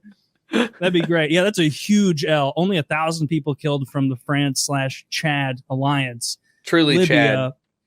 Shit pushed in. And if you want to know someone who knows about getting his shit pushed in, it's Muammar Gaddafi, because of how he streak died. of L's. Poor Gaddafi. Or no, was he the guy that was? He was the guy who got shoved, torn apart, and shit shoved in him, right? And then his head was on a stake. I think that was it. Yeah. They sodomized Gaddafi with a pole or something. The people who didn't like him. No, it was Libya. You remember I'm pretty did this, sure. and, we bombed them. This was a whole thing, and then Gaddafi got overthrown, and they raided him. They sodomized him, and then they tore him apart and put his head on a stake. Gaddafi was another guy who was a previously rational actor until something in the wind changed and he became a madman. So what? So how does this keep happening? I always lean on that. This guy is an ally, like Saddam Hussein. That is a madman. Well, do you remember what happened? Like he was a madman forever. Like first of all, that whole posse of ladies he's got watching his back. He's raping all those women. Muammar Gaddafi. I think he ended slavery in Libya, didn't he? Massive rapist, just huge rapist. That's probably why they sodomized him. And he was a problem for years, supporting terrorism across the globe. And then 9/11 happened, and someone must have called him or something, because he immediately was like, hey, I'm not with them. I've got some shit y'all need to come look at. I don't know who left it here, but it's scary. Y'all should come take all that. Bombs and missiles. I don't know where. I don't know. He gave up his shit. He immediately showed George Bush's asshole and gave up. And then once he was disarmed and didn't have any bargaining chips, aka chemical or nuclear weapons or anything like that, then we probably bombed him and let some rebels come in and sodomize him. As we let some rebels come in with new Yukons. They're driving Chevy. It was who sent them? Who sent them? Did you see that? This was like a year or two ago now, but it was showing Afghanistan troops with new trucks or something, like the Taliban, or maybe it was Al Qaeda. I don't remember. ISIS. It was ISIS actually, and it was showing new trucks that ISIS somehow procured, and one of them said Steve Mason's #1 tile repair company, and it had a Michigan phone number, and it was a viral tweet where this guy's I don't know how, but we turned in our truck and now it's delivering ISIS members across the Middle East. Rest assured, Steve Mason's painting company does not stand alongside ISIS. I don't know why they wouldn't remove the decal, frankly. But it was an old Toyota with the Michigan number on it. Something got Mark 1 plumbing. and I loved it. They've got the fucking technical on the back, fucking laying it down. Yeah, Jesus Christ. That's so funny. What is a technical? Is that a category? It's whenever they put a piece of shit like this on the back of a pickup truck and it looks like the guy who operates it's not going to live very long. It's that. I don't know what kind of gun that is. It looks but it falls under the classification of technical, like many guns would. That whole thing we're looking at is a technical in my opinion. Does that include the truck? Yeah. Okay. This is a fighting vehicle now. This is transcended. They're cool enough to blur the gunner's face. I think that's a 20 millimeter gun or something, or maybe the Russian equivalent. That's a big. It's a cannon. Yeah. You don't want to get hit with it. That'd be really cool to shoot. Have you shot something very close to that? Yeah, I shot a bolt action rifle that shoots 20 millimeter rounds. I think 50 caliber is 13.7 millimeter. So like that's your comparison from 50 caliber up to 20 millimeter. What is that, anti-tank gun? Like, what do you? It's a PTRS. What do you use it for? It's the round that like fighter jets shoot. Like it's what our fighter jets have shot for a long time. Is like their gun. So like it's an anti-aircraft weapon to some extent. But the one I was shooting had been chambered into like a bolt action rifle with a silencer on it. That's what I meant. I was like, why are they making that? Why not? It's one of those. If you got a rich guy who's got $1 million CNC and he's like, and he owns a firearm company and he's like, what's the biggest dick like thing I can make? And so Mark Serbu made.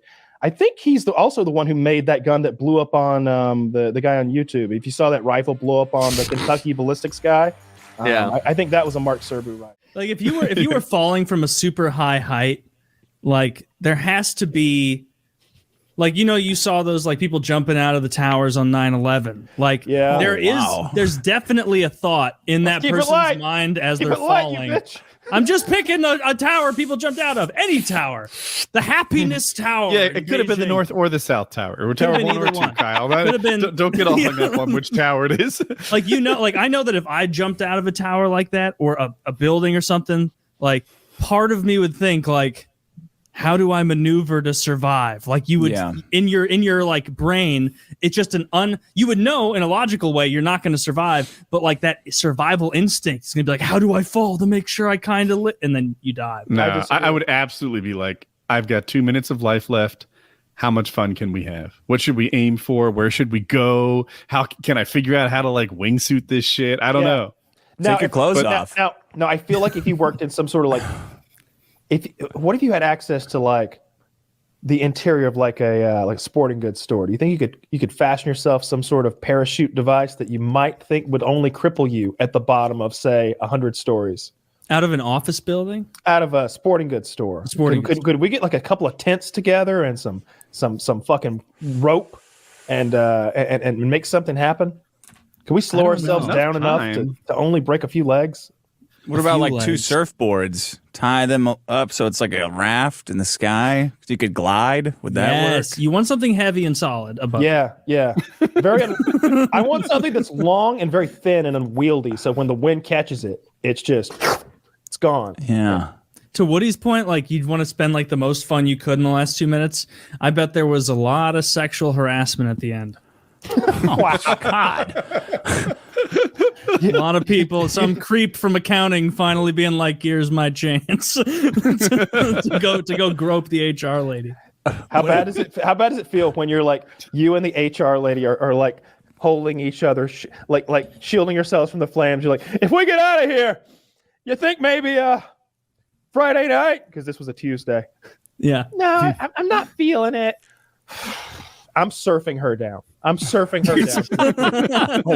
wearing her. Like I feel like she gives me a decent shot. A better shot than going naked. I'm not hitting the floor raw. That's all I'm saying. I'm bringing something with me. A desk. Definitely not raw. That'll kill you. Yeah. A desk? No. I feel like if you gave me a night with the supplies that are in my home, I could fashion together a parachute that would have saved me in the Twin Towers. There is no. Well, you have parachutes. I got like 8 parachutes and 10 wings. You're like, not only would I survive, I'd do it in style. So I'd start by. You're the one guy that shows up for work that Tuesday with a paramotor on. I got tandem gear, Kyle. We could both survive this. Well, if you're gonna have attitude, I'm gone, and you just leave. I think you'd have a hard time taking off out of an office building, though. You'd have to be at the top, right? At the very top, so you can get a running start. No, then that updraft you want gonna catch you. You want the prop or whatever behind, not the prop, the wing behind you. So like taking off the top of a building, just like Escape from New York. I think you just want to ride the reserve down to the bottom. I would just use the reserve and just get out. I think.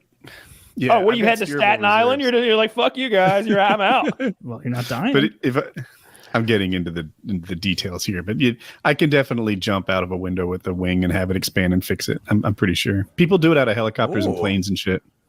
Well, there's only one way to find out. Yeah. Woody needs to go to the Freedom Tower and jump off and see if he can survive. You show up in the street down below the Freedom Tower and just try to gain access while wearing that gear and record it, and that's a big video.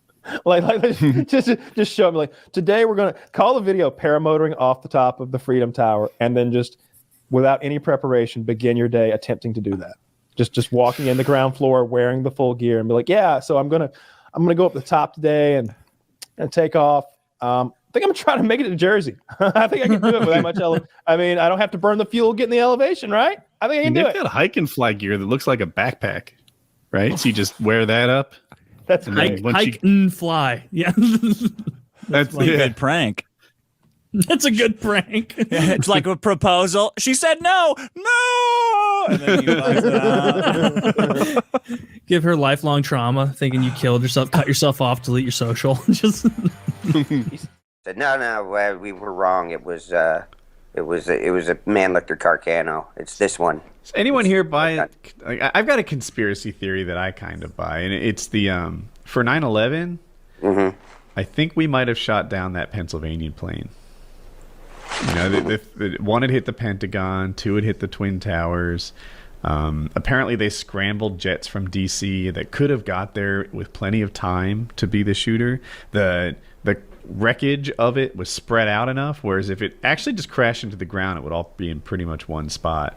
But there were like leaflets and shit that spread over the course of miles. Broke up at altitude. Yep. Now, I remember something about. What do you think? What do you think happened to Building 7? I don't know. Like whenever I say Building 7's really suspicious, there's somebody who understands this stuff better than me that says it makes sense. Oh man, come on! I mean, that's just. I mean, for people that don't know, think that office fires on the top floor would make it crumble like a controlled demolition. That's just, man, come on. We can't afford to all be like. I don't know. Just be like, oh well, you're a smart guy. You're a reasonable guy. You probably haven't spent the obsessive time that maybe somebody like me would. People say you're too smart of a guy to look at it and go that's and not think it's bullshit. But there's a really good Popular Mechanics.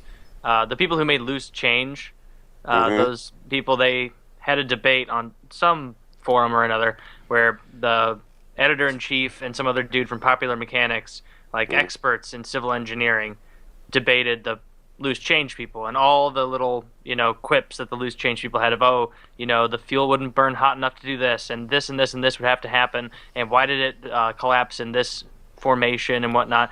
And it was only like an hour and a half long thing maybe, but the Popular Mechanics guys, the civil engineers, they had answers to everything. Like they would be like, well, the reason for that is because of this principle, and this is why this happens, and you can see this executed here and here as well. A bunch of YouTubers have tested to see if jet fuel. If you looked into it, like those Popular Mechanics guys, I mean, they didn't answer a lot of questions. They didn't answer a lot of shit that. I mean, there's another documentary. Loose Change was very good, but there's another documentary called The New Pearl Harbor that's 5.5 hours long. That Jesus. Its entire purpose is to refute the debunkers from the Popular Mechanics article. The people who are, there's a 45-minute documentary of this guy did. It was just he was a scientist. It was like, who just did tests on the dust to find out what the explosive was that was used. And this guy he lost his career over it. Because he was vilified and fired by the university that he worked for, but these people don't have anything to gain by what they're telling you. Popular Mechanics does. They might, but I just don't understand why the theatrics of it, when it just because easily could have been the terrorists found their way into the building and planted these bombs to make it be a controlled demolition, but their control, and they did this and that. Like, why add all the loose potential threads? They did that, right? Planes? They did that the first time. Does it make sense for guys in a cave in Pakistan to have all of this sort of privileged access to the buildings when there was time in the weeks leading up to 9/11 when they did shut down all the security cameras, they shut down all the alarms, they shut down all the sensors, And it just so happens that the guy who, the security company that was in charge of security for the World Trade Center was Bush's brother. I mean, his company. His company was in charge of security. It's like JFK. There's too many coincidences, just too many for you to go. The official story. I know I wanted to believe it too, I guess, but. I do. Man, I believe that the Jets took the two big things down. I can sort of see a world where like the top of the building they crumble like that. So the top of the building drops a story or two, right? Because the steel beams, they don't melt, but they weaken from the fire. The whole thing drops, and that sends a shock wave all the way from top to bottom that makes a thing fall. Like I can kind of get on board with that. Building an hour later? Building 7, I don't understand. Well, yeah, it takes a while to weaken the beams, right? But I mean, this is one jet. It's one jet. But you saw the flame keep going. That's built for. I mean, but the engineers who designed the building said that this is impossible. Hundreds and hundreds of scientists have come out. I mean, who refute it's just impossible for them to both. All three to crumble. They fell into their own footprint at free fall speed. I mean, that means like if you put if the top of the buildings were massively heavy, if you took that 2,500 pound thing that you had today and put it on top of a styrofoam cups stack, it dropped like that. It dropped like there's no resistance. Like there's no resistance whatsoever. And all right, so who's pulling the strings? Who's behind this global conspiracy to control us by operating these puppeted politicians, these marionettes, if you will, to enslave the human population for what goal? What Lockheed Martin is doing it, perhaps to military-industrial complex. You're going back to the sure. I think it's whoever has something to gain by what they've done. I mean, Cheney had all those Hal Burton options. It's no coincidence that these global forces or national forces? There was a group. There was a think tank called the Project for a New American Century that was a right-wing Republican think tank that was in the late 90s, and they drew up all this shit that they wanted to put into effect. But they said that the odds of them being able to put that into effect were very slim, except for in the case of a new Pearl Harbor, quote, new Pearl Harbor. And it just so happens that they win a very controversial election in 2000, go into office in January 2001. This happens in September 2001. And then a month later, all of this legislation that's been drawn up for a long time gets to be put into effect, which is the Patriot Act, which takes away takes away 2 of the 10 Bill of Rights. I mean, illegal search and seizure, it's gone now. It's just, habeas corpus and shit like that. It's gone. And it's because of this. And this shit doesn't happen because some pissed off Arabs got a hold of some planes. Some pissed off Arabs who, of the 19 hijackers, like half of them have been found alive. They didn't even do it.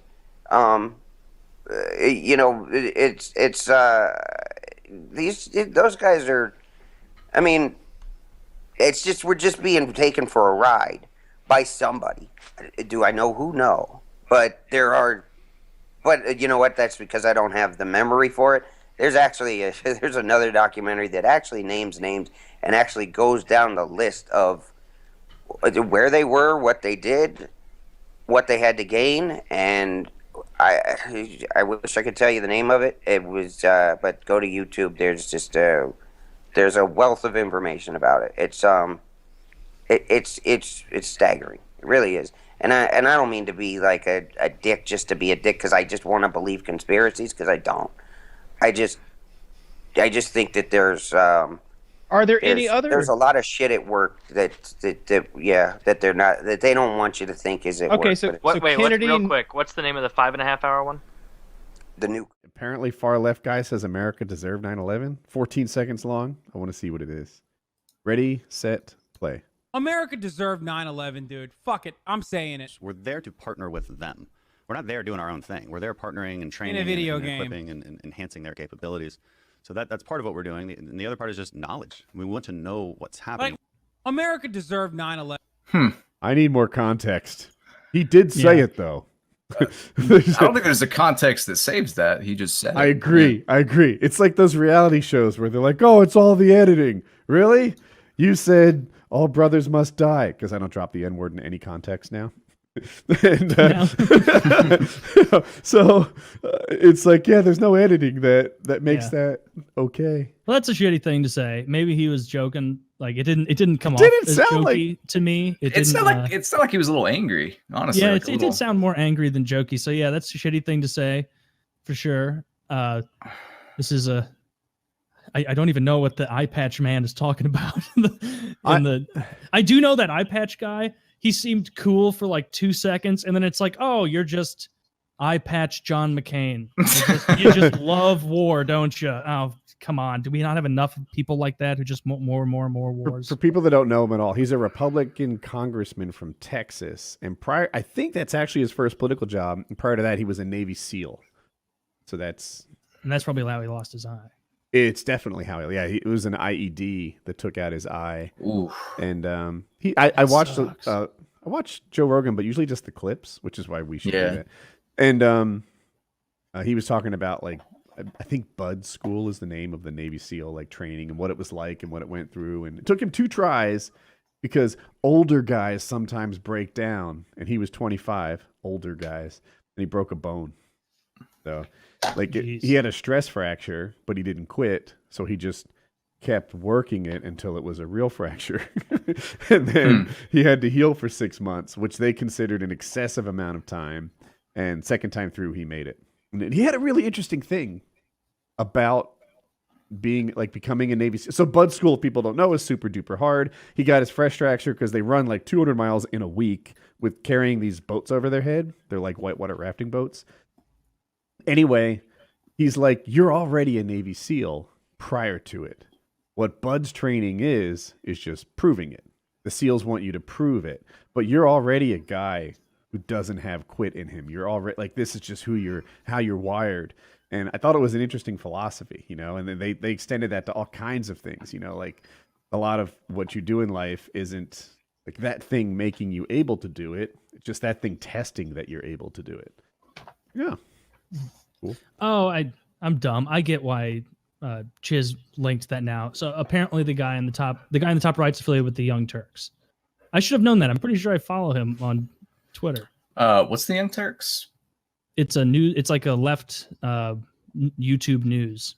Oh, yeah. Okay. It's a good description. I would call them unabashedly biased. You know, like they don't attempt to be some unbiased source. They're a left-leaning. So it's like the left version of like Fox News or something.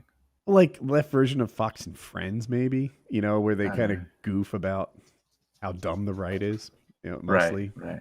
And I don't know. I guess everyone loves their biased news, but I never like the Young Turks. I don't feel like having watched, like if I learn something from the right Turks, I need to go somewhere else. The Young Turks. I need to go somewhere else and confirm it because they're not trustworthy. Jon Stewart's more trustworthy. And isn't the name the Young Turks the group that committed the Armenian genocide? You'll have to ask someone who knows more about history. It's just interesting to name yourself that. Like, yeah, maybe they don't know either. I don't know. Welcome to the Pol Pot Hour. I remember when Rudy Giuliani was America's mayor, and we're like, "Oh, what a strong, proud man." And now I'm like, how did this psychopath, weirdo, incompetent moron run anything? Jesus Christ. Don't forget, Rudy Giuliani is the reason the Italian mafia went down. Like, he killed the Italian mob almost single-handedly. He was good like, for crime. That's why he became the mayor, right? He did that as a DA, I think. Yeah. And then he continued those policies in his, they're part of his mayoral campaign, and then he continued them as a mayor. And then obviously, like 9/11, he was the only fucking swinging dick in the room, it seemed like. And it was like, thank God somebody's here who knows what's going on. He's got dust on him. He got an old fire hat on. He's in a dirty room with dirty men, and they're pointing and looking at maps and shit. You're like, good, somebody's on this shit. Somebody's turning the knobs and flipping the switches because I'm out of commission, and George Bush is gone. Bush was kind of silent. And at the time, I didn't really like how silent Bush was. I was like, I need a leader right now, and he's just absent. But older me is like, I don't really hate that he gathered facts instead of just being like, it was I don't know who did it, and then have to walk that back and say it was the Iraqis or whatever. My baseball coach called it when we heard it on the radio. I swear he called it. He went, I bet it was that Osama Bin Laden feller. No way, really? I think Howard Stern famously did the same thing. I think like as the attacks were going on, Howard Stern went, I bet it's Osama Bin Laden. And everyone's like, what? He was public enemy number one. It's not that thing. Because I remember all right, it's one of those things. It's like name a terrorist. Well, there's Osama, and then they can't name the second. Gaddafi count? I don't know if it was Osama, but the Al Qaeda attacked the World Trade Center before they successfully attacked it. Right? They did that car bomb in the basement of it thing. Yeah. And I don't remember how that. We had these Muslim attacks on America now and then. And then Oklahoma City, the guy's name is escaping Timothy me. McVeigh. Thank you. Dude, I remember I was at work and my boss was like, enough. Just take every Muslim and ship them out of the country. And then it turned out Oklahoma City had nothing to do with those guys. That was all us. We're not allowed to talk about what it really was about. Thing? Timothy McVeigh, like what was his like stated purpose? I don't know. I don't remember, but it just to wrap up that Kyle? thought. Do you actually know? I don't hate that W took a minute to figure out. That's one you're not allowed to talk about too passionately, Taylor. Well, can you tell me in a not passion? Just give me the cliff notes. Timothy McVeigh was bummed out about a bunch of children and innocent. About was that like the Ruby Ridge or the Ruby Ridge and Waco? Waco. He did not like Waco. That's what it was. He also didn't like Ruby Ridge. That was part of his gripes, I'm pretty sure. And in those incidents, you had innocent women and children shot and burned alive. You had people's dogs shot in their yard. You had people surrounded for their religious beliefs with really no evidence and murdered by a federal agency live on TV. That's what happened. Yeah, and invited he the didn't news. And look, I'm an American, so I have no issue with any of that. We did what we had to do. Janet Reno, fucking salute your wherever you are. Those children needed to burn. You did what you had. Those were bad kids. All right. I'll tell you. Here's what Fox says. They were friends with those Hamas kids. Fox calls Palestinian children so-called children. Wait, they called them so-called children, and then like show a picture of a 7-year-old with like an eye patch that they photoshopped on there to make them look like a pirate or bad. Just put a picture of an old clip arted AK into his he didn't house. like that, so he bombed that federal building, not knowing that there was a daycare within it, and so the story immediately became all about the daycare, as it should have been, because there was like a dozen little kids that got killed. I was a child when this happened, and that's where my memories of it all come from.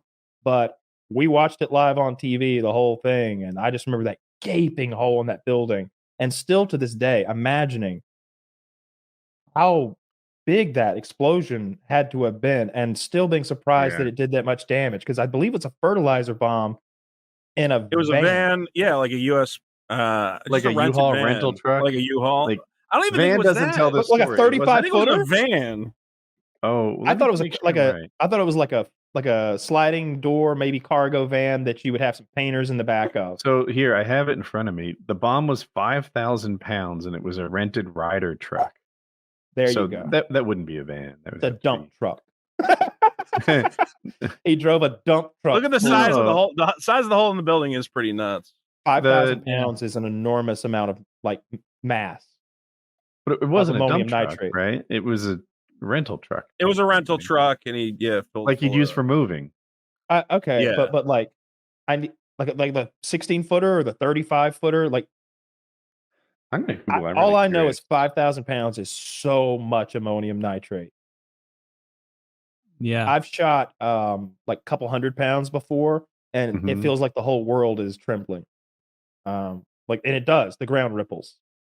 You break windows within 100 meters. Well, he got lethal injected, so we don't need to fear. Can you show this picture? Wonder where the other guy. What happened to his accomplice that was mentioned on all the newscasts Where's that accomplice at? They just stopped mentioning. Michael Fort. He's currently president of the United States. So that's There what the you truck go. looked like. That's okay. I think That's pretty that's big. what I was calling a 16-footer in my head. Actually, maybe that's the big boy. That's such a big truck. I don't know. That's a I just giant didn't want truck. people What to I'm think also van. imagining- When I hear van, I think pedo van, like the white one. Yeah. Yeah. That ain't big enough. Not Not with ammonium nitrate. Like maybe if you had a cargo van, like a pedo van full of C4. But like anyway, the picture. If you've seen those pictures, you know it's a gaping hole in like an 8 or 9 story building. It's crazy how big the hole is, and it's seemingly right in the middle. Yeah, that was a nightmare situation. Let me give Zach the picture. It is But that's- something else. I feel like it might be worse than you remember it. Maybe not. I bet getting It lethal is. injected is worse than we think it is. If I I know had it the is. if I had the option, I'd want to be firing squad. There's a new one. So firing squad is available in a lot of states. So and hanging in a few. I've never seen Definitely this not particular that one. viewpoint. I always saw this from above, and it is gosh. just Yeah. crazy. You see it. I could do better. Wow. Yeah, I got faith in you. That's almost as much damage that happened to Building 7 before it collapsed. Good, that one. Someone explain to me how that makes sense. That's This building stands and that one fell down. The Buddy, one I that think you're having a can't little get too much to past think. is how nearby buildings going down took down Building 7, and that like the whole story of the let's roll and all the heroes went forward and immediately crashed the plane so that they didn't hit anything important. That sounds fishy to me. That just doesn't. It's weird. How do Let you me make take a over? theory right now. Okay. I Ooh, bet I fun. guess that Building 7 was the headquarters for some sort of maybe CIA or some sort of NSA intelligence agency, and that there was very sensitive material, personnel, or something in that building. And this had now, but this whole area they immediately saw was going to become. They couldn't keep it secure because they had to leave the area. And it's like, we don't leave this unattended. You don't understand. This is national security. Those are the plans to the Heisenberg device, and that is the water powered car right there. And like that's Kennedy. That's him. Yeah, he works here. You want to talk to him? Yeah. Hey, John, how you doing? Please get me out of here. And so they can't The leave accent it was even good. unsecured. And so they have to use Operation Failsafe, which they've always known. If we have to ever evacuate the building because of X, Y, and Z, we take the building out. That's it can't be unattended. And so they did that. They hit the demo charges that have always been in place, sort of a self-destruct device on the Enterprise situation to cover their own asses. I think that's my guess. Zach, You wanna says hear the World craziest thing? Tower 7 From- endured fires for 7 hours. Mm, I didn't see any flames. Just saying. They found one of the hijackers' passport on the ground out on the sidewalk. Yeah, man. I do know they thank God. found Look that. at here. Hamid. I know that. And then the cop, it's weird. Another coincidence. The cop was like, I know this guy. Hey, this Immediately guy's they a went to his real apartment bad where they found egg. all the rest of the evidence. I seen this guy on the news. He's bad. Well, Like, thankfully, didn't they Rudy find it, like, guided right us away, through. too? Yeah. They were like clearing Who through the did it? rubble, and This they're like, guy. wait, what's that up in the air? Floating gingerly down. And a love typed conspiracy. confession. Can you believe it? We need to Spiral immediately bound. start evacuate, like getting all this World Trade Center stuff into the landfill, right? No investigation, no nothing. Priority number one Melt is it to down, remove recycle all this it. stuff. Melt Yeah. it down, recycle it, etc. Yeah. Well, as soon as they got that, whenever I passport, look at a they were like, we no conspiracy more need. theory, one of the first like litmus tests that I use is, what's the game? What's the game? Oh, there's Bigfoots and we're hiding them. Why? Who would hide Okay. that? Yeah, who's making money off Bullshit. Bigfoots? Who's making money off keeping Bigfoot hidden? Nobody. They make money But when I look finding at them. something like Kennedy and like the military-industrial complex keeping the Vietnam War going, that sort of geopolitical domino that gets flipped when he gets flipped. What's that? It's like, yeah, I could see you taking him out. I don't That's know what Building this is. This is 7. building. How do you get this photo of it? Was this Yeah, Building 7 Zach. after the first World Trade? Is Zach in on it? Is Zach in on it? I'm just asking questions. Zach's producing previously unseen World Trade Center photos. Like, wait, how did you get Zach this molding footage? C4 to a column? Dude, it's like it's a selfie of him. You guys ever seen this cool POV footage from the hijackers on the plane? No, I haven't seen this, Zach. Why are you in this video? Dude, he's cracking new ground. He's not using Google Images. He's on. Never mind. You guys can't see this one now. What if that was the only thing keeping the conspiracy from falling apart? Is no one using Bing image search? That's the only. It's all on Bing, baby. It's all on Bing. It's all rated on off of Google, Bing. but it's available on Bing. If you Where can we hide all of this sensitive information? Put them on Bing. I'm just trying to learn about Tower 7, and there's a lot of porn. It's a shame we lost the Soviets. I didn't get to live through any of that Cold War stuff, not the real stuff. Like that must have been fun to have like an evil empire. We got China now. We can be rivals with them. I mean, they just sent that bio attack a few years ago. That was middling. You know, I'm looking for a real enemy like the Soviets were. We're losing right now in the Olympics. I thought it was a foregone conclusion. Total medals, total golds. Yeah, we're down. China has 11, and we only have 9, and then France, Australia, Japan. Oh, that's so early. Yeah, let track and swimming play out and see where we stand.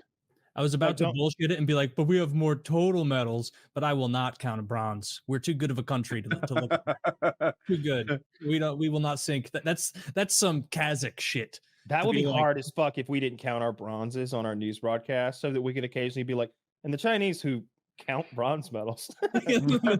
Wow. Embarrassing. Wow. Our bronze medalists are jailed. Remember what Saddam Hussein did to that basketball team for losing? What? How did he have high hopes for the Iraqi basketball? No, the soccer. Was it soccer? Yeah. Yeah, he threw him in a pool of acid, Taylor. There's no way. He just had that ready. No, his son had it. He watched him on TV lose, and then he picked up the phone. He called Chemical Ali. That's one of his boys. You may not remember. I'm not even fucking kidding. He had one of his boys. His name was Chemical Ali, and he was like, "Yo, I need 28,000 gallons of acid, like stat. Yeah, at my house. Yeah, my pool. Let's go. Yeah, I just watched him take the L, and then he threw them all in the acid pool. Yeah, I don't know about that. That doesn't seem realistic. Because you always want to think the best of despots. You're gonna start. Why would you start from scratch and have to make a whole new soccer team? Why would that be easier than just like little under the table steroid me to get action? into the mind of a man like Saddam Hussein? I don't know. Just to think rationally for a second. It's kind of blank. Yeah. Zach, help me out. Did Saddam Hussein throw his soccer team in a pool of acid? You fucking made this so up. Silly. It can't be true, but I'm quite sure it is. That's man. I love that. I hope you just made this up. Oh, I definitely didn't make it up. Like this happened. That's ridiculous. It'd be like, oh man, we lost by 2 in our soccer game. You know, should we go back to the drawing board? Should we get a new defense? Nah, we're going clean slate with the whole team. We're rebuilding. We're in a rebuild phase. The dark era, as Uday Hussein, the son of Saddam Hussein, abused his control of Iraqi football and tortured players who played poorly, sending them to prison, making them bathe in sewage and kick concrete balls, shaving their heads. Man, you feel like you got off easy with a head shave based on the sewage swim. Yeah. Damn. See, that's not how you build a winning culture. Like that's how do you build a winning culture, huh? If not kicking concrete soccer balls. Sure about this. Steroids, poaching the coaches from other countries. Like that's how you build a winning tradition, not sewage swimming. Man, Uday. The more I hear about this Uday fella, the more I don't like him. Well, he can't hurt us anymore. In The Office, there's a brief period where Dwight thinks he's going to be the manager. And so he replaces Michael's desk with an exact replica of Uday Hussein's desk. It's like this marble slab. It's dark and scary. I haven't gotten to that part yet. I don't even remember that part. That must be a post-Michael season because I don't have any memory of. I just had those on in the background. After Michael leaves, it's not funny. Yeah, those guys were horrific. They were terrible. That seemed like that Iraq war was a bad idea. I thought I liked the Iraq war. I just thought we should have left way sooner. Like we should have like popped Why in. did you like in the first Iraq War, the second one, or both? All right, I love the first Iraq War. That's like COD 4 of wars because we had to defend Kuwait. It's the COD 4. Yeah, we had to defend Kuwait and the oil, and so it was a righteous war. And then there was that part when the Iraqis realized they were fighting a 21st century military, but it was still the 20th century. and we just did that highway of death thing where there were skulls burning. It looks exactly like Terminator 2's future. When the machines have killed everything and it's nothing but burnout cars with skeletons in them. That's what we did to the Iraqis. And so that was like it's a huge win. And then we were like, we're out, and just left. I mean, we like kept our oil in Kuwait and everybody was happy. Even the Iranians were happy, but we left. The Kurds weren't happy because, he gassed them. Did we even go into Iraq that war? I guess we did, but we didn't really take Baghdad. We just pushed them back. Yeah. That's actually a good question. I think that one general was famous for doing those attacks where they just went hard and fast into Baghdad, like not stopping to clear things as they went. They just stormed in and took it.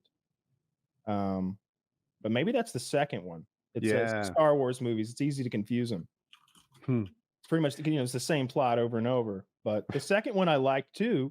I just felt like we should have left like way earlier. It's like a decade went by. So what are we still doing here? We should have left like 3 months in. Like once we had already, as soon as we killed Saddam, we should have left and like had a provisional government do their own thing. And then there wouldn't have been the big insurgency because they were just coming to kill us. We didn't really have a plan for victory. We were like, we're going to go in there, we're going to take control, and then, we didn't really think about that part. We hung him. We killed both sons. I've seen their bodies. Like we put everybody's fucking face on a pack of playing cards. Do you remember that? How they had? Yes. Yeah. It was really cool. So badass. If people don't know, they were looking for, I'll say 52 people. And a way to make all the soldiers capable of recognizing these people on site is they put them on player cards, and they were ranked, right? So the aces might be aces might be like Saddam Hussein himself, or Chemical Ali might be like a jack or a queen or something, and Baghdad Bob might have been a joker. How can you make Ahmed the rule card? I am so much more devious than this. All the way. So they had all the way down. All these people of interest were on the deck of cards, and that's how the soldiers, presumably playing with them all the time, would know if they saw them. If I were one of those wanted criminals, I would absolutely want a pack of those cards. That would be such a cool thing to have, to be like, dude, America thinks I'm the Jack of evil. Like the Jack of evil. The Jack of spades. What rank would you want to be? Oh, like ace or king. Oh, you want to be the most wanted person. You don't want to be a 3 that perhaps gets overlooked at the end of the war. I'd be embarrassed to be a 2 or a 3 because those are guys where they were like trying to fill out because the CIA at that point's like, all right, we got like 4 guys that we really need to find. And then they fill all those cards out and they're like, all right, well, that guy's pretty, I guess he's sinister. He's bullying people at the fucking open market. Like that on there. I don't want to be a 2 or an ace. Like those are the people that get noticed. I want to slip in as a 4 or something, right? Just a nice 5 of hearts. This is actually kind of a news story today because Khalid Sheikh Mohammed and 2 others responsible for the 9/11 hijackings pled some kind of a deal and escaped the death penalty today. Oh, okay. Wait, those guys are still kicking around. Are you serious? Oh, yeah. We don't forget. That's unreal. That's it. Wait, we've had them in custody for this long. Right. Oh yeah. We've got an island. We've been feeding them for 23 years. This guy with the pennies, always with the pennies and not the dollars. Well, I read about this and I know why. So here's what happened. They've got a Time Magazine subscription. Can you believe it? That adds up. N64 in there. So what happened is we picked these guys up and put them in Gitmo, if I have my people right. And W just went like full on fucking cowboy. He threw them in Gitmo, but he knew that he would lose if he tried them because there are things like chain of custody of evidence, etc., that got all fucked up. And we weren't worried about that. We were just taking people, throwing them in Gitmo. So by pleading to what he get, life in prison or something, but not the death penalty, he got that because we knew we couldn't win like an actual trial. So we just gave him this deal. Zach, show us some pictures of like Gitmo. Taylor's upset that we're keeping this man forever at Gitmo. Show us this paradise he's kept at. This isn't one of those. This isn't one of those Baltic jails that has like a PlayStation 5. Can we put him in regular prison now? Oh, And, why like, would we? Because I feel like Gitmo's an expensive way to keep people. I mean, it's Now just I'm dog pinching kennel. pennies. Come on, Taylor. Boom. See, I kennels wasn't over thinking there. about the cost as much as it is like this is like keeping Lecter That alive. is a paradise. I've vacationed at places way worse than this. I don't think they're on the beach, Woody. They're on the beach and they're laying there like American imperialist fools. We are Russian now. Yeah, this is the fun part. Wow. Oh, look at those guys sitting around having a blast. Oh my god. Nothing but fun at Gitmo. That's what Kyle wants. Kyle wants a big sewing circle of all the world's most dangerous. This for them looks to have like a one of the fun most. time. This looks horrific. Wow, they get to talk to girls. Don't assume her gender. I think she's giving them water because they've kept them out there in the sun inexplicably for days. Look at the She's haircut. like, just a few more cup deliveries and I'll finally be on the Secret Service team. Those it's socks weird are they kinda all. dope. It's weird they all chose the same haircut, huh? It is. Mm. Yeah, no, I wasn't thinking about it from a money standpoint. I was thinking about it from a they 9/11'd us. You know, we gotta, you know, maybe do something at halftime, Super Bowl. Like, Oh, you want to bring some of these political prisoners out during sporting events, kind of like the Romans would.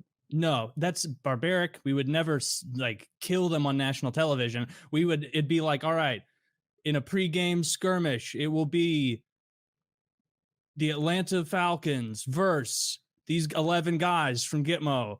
And the only thing that's going to happen is Atlanta keeps kicking off, baby. Like that's how We just want to make them Smoke play 'em. American football. Yes.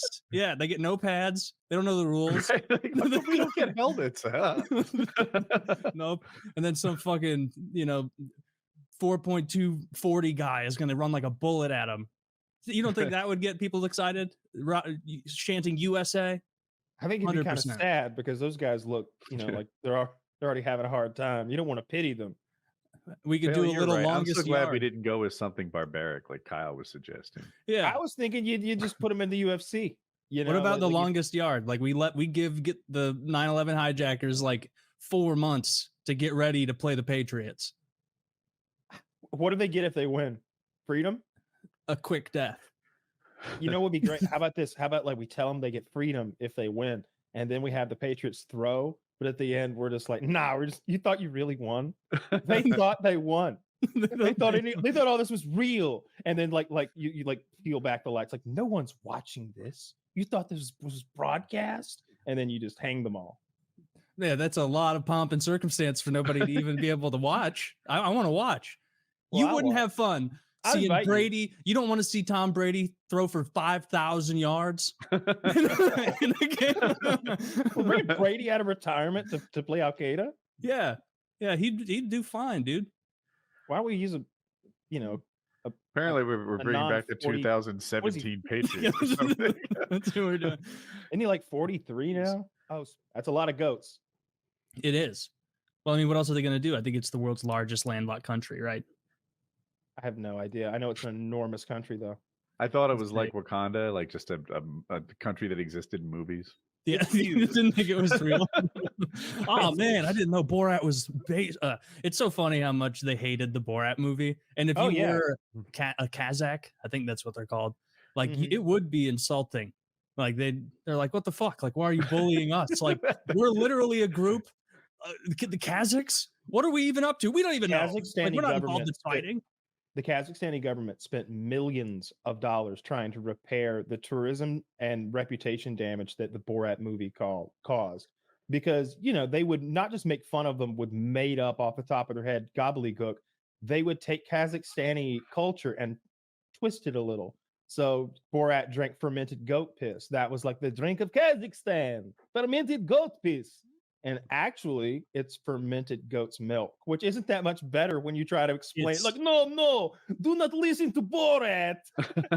We do not drink the fermented piss. It is fermented goat milk. Oh, have some. It's called gulka. Have some gulka. Out of some hairy cup. Like, Dude, no. it's so much better. Out of a hairy cup. Out of a hairy cup. You drink out the traditional goat bladder chalice. Yeah, that's what I'm no, it's the testicles. They take the whole scrotum and they harden it. I don't think anyone's ever taken a bigger national I can't tell L. if he's joking. I am. I am Okay. joking. I don't think there's ever been a bigger like national L, because you got to think about where Kazakhstan started. Had no From the idea bottom. where it was, what it was, or what they did there. And then the Borat movie was a massive thing. I remember being there at opening night and like everybody at work the next day, like 45-year-old men were saying, using the Borat voice. Everybody was into that shit. Mm-hmm. It was a cultural thing that happened. And they just have been so red-faced in Kazakhstan, just like, oh. Was Kazakhstan? You said it was going to be good. You said this was going to be good. I feel like they don't about have us. TVs or movie theaters there. It's that meme, like if those kids could read, they'd be mad. Yeah. If they had the Kazakhstan, internet, they'd be pissed. They were one of those Soviet bloc countries, right? Yeah. And so were they around prior to the Soviet Union as like a nation, or were they one of those countries where they're like, we have proud tradition going back to 1990? Like that. I don't know. I also think of Kazakhstan geographically as like Genghis Khan territory, where like it's so big that on the eastern side of it, people are more Asian looking, and on the west side of it, people are more brown looking, like steppe people, or, like or they Mongolian actually would be more pale kind of. looking. I guess you'd be getting closer to Europe than you would. Yeah, I think you're right. Pacific. Yeah. Are they? Man, they're right in the midst of the stands. The Turkmenistan, the Kyrgyzstan, the Afghanistan. Yeah, I think it just they- means land. We're gonna have to like, declare war if they want me to learn this area, this geography. they're so much bigger than most other countries. It's insane. Like they are a sleeper country. Well, It's probably Are they I don't even- north? It's not just a Mercadian projection thing, is it? No, they're really big. They're equal, or I guess the same latitude as Mongolia, and they're significantly bigger than Mongolia. You could Really? fit 5 Ukraines in here. You could fit most of Western Europe in here. Oh. It is Then bigger than I knew. Yeah. You go north, and like Russia's hanging their hat on a lot of nonsense up north. Nope, nothing's going on there. But Canada is too, in fairness. The whole Siberian oh yeah, for sure, with Canada, all of that. It's kind of embarrassing that they didn't scoop up Alaska when it was on the market, right? Like that's gotta stick in their craw. They don't ever mention it, but like, what were y'all thinking? They wouldn't have done anything with it. That'd be like them buying Florida out of nowhere. And like them, imagine if Florida was actually Canada. And it was like, how did we lose Florida? Oh, fuck. Like, but it's worse than that, because instead of like, I don't know, herpes and white people, you've got gold and oil and national defense and I don't know, timber, I suppose, if you really wanted it. I have a question. What's your question? It's kind of political question, but it's kind of not. Here it is. If Osama bin Laden got killed by Obama, correct? Mm-hmm. As Indirectly. most of us agree here, Obama's one of the most worthless presidents we've had in a while. Go on. Do you think Obama made the right call? Yeah. Yeah. I mean, are you talking about like, do you think anybody in his position would have made the same call? Let's say McCain was in his position. Say McCain won. Do you think he would have made the same call, or do you give Obama credit for killing Osama? No, I think that was one of those things where like anybody with a pulse in a leadership position would make that call, except for Ron Paul. Ron Paul said he would ask Pakistan, and that's not like a dig on Ron Paul. I'm just saying he did. Yeah, Ron Paul's losing bad now, so it doesn't matter. I'll say this. I think most of our presidents would have made the same call. I give him some credit for making it. Like, I know people were advising him not to. Biden told him not to. He's like, this is too risky. It's not going to work out. Ron Paul wouldn't have. But he did, and it worked out well. You got to give him some credit. Attacking Afghanistan in the first place, right? A lot of guys were like, I'm so glad Bush is in office. After 9/11, he has the balls to go, do something about it. Dude, I can't think of a president in our history that wouldn't have gone into Afghanistan, right? Like, here's the scenario. They attack 9/11. They kill 3,000 Americans on a U.S. soil.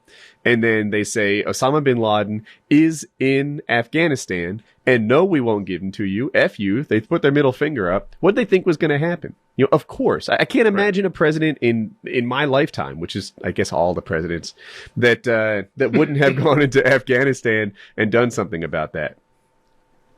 People give Bush a lot of credit for it, but dude, everyone would have gone into Afghanistan after 9/11, and most of them would have gone after Osama when they had decent intelligence around it.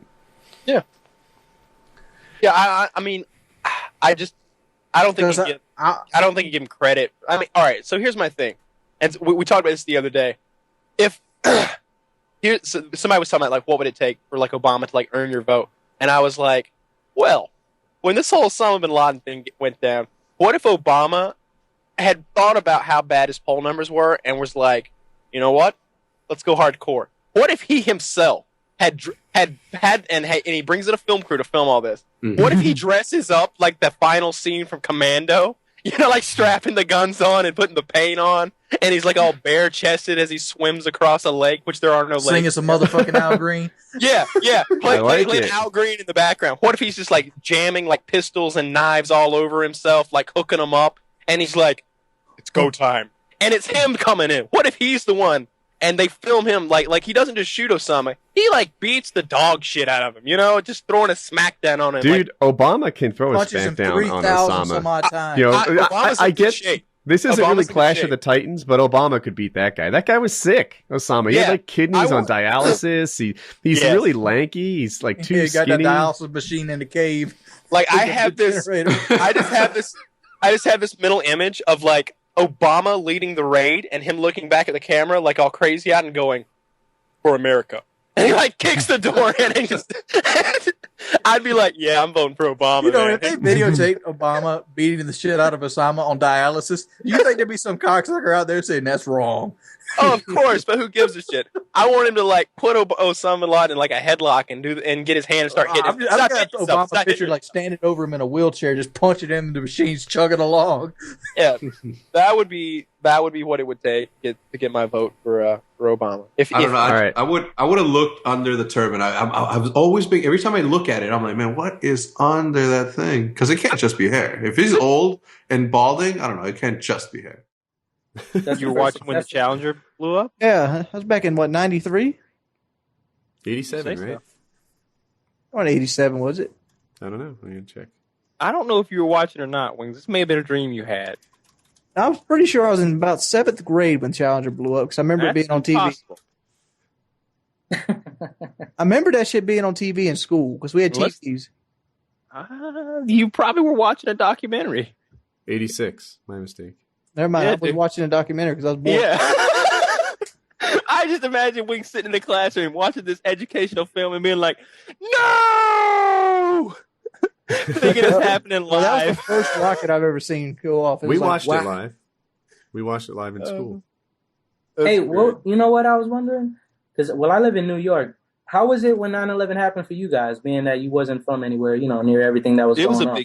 It was a big deal. We didn't know. I remember exactly what I was doing. We were in driver's ed, and we were actually in a car, doing our driving or whatever, and we just had gotten back to school, and we heard that a plane had hit one of the towers. And, I remember watching the second plane hit in English class. We were just changing classes. But did you really feel it? Like, did you really, or was it just like, oh wow, look what's happening? Oh, it was a big deal because like it was funny because it was like Japan attacking us on Pearl Harbor. It's like, who do we fuck up now? Yeah, well, everybody knew what was going on. And I remember my teacher even said, like, I bet it's that Osama Bin Laden guy. And like everybody was talking about it.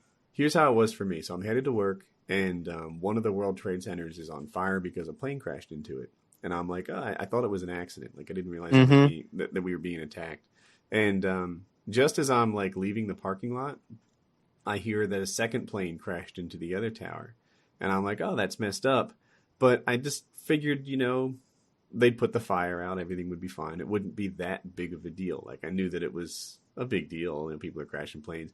I also knew that the World Trade Center in particular was designed to sustain plane crashes. I didn't know planes were smaller at the time, but I figured out everything will be fine because I'd heard so many times the thing was like specifically built to handle planes crashing into it. And then I was in this great big meeting at work, and they sort of like announced like, hey guys, this meeting is over. You know, the country's under attack, you know, whatever. So we go back to our cubes and we all start watching CNN, like live stream.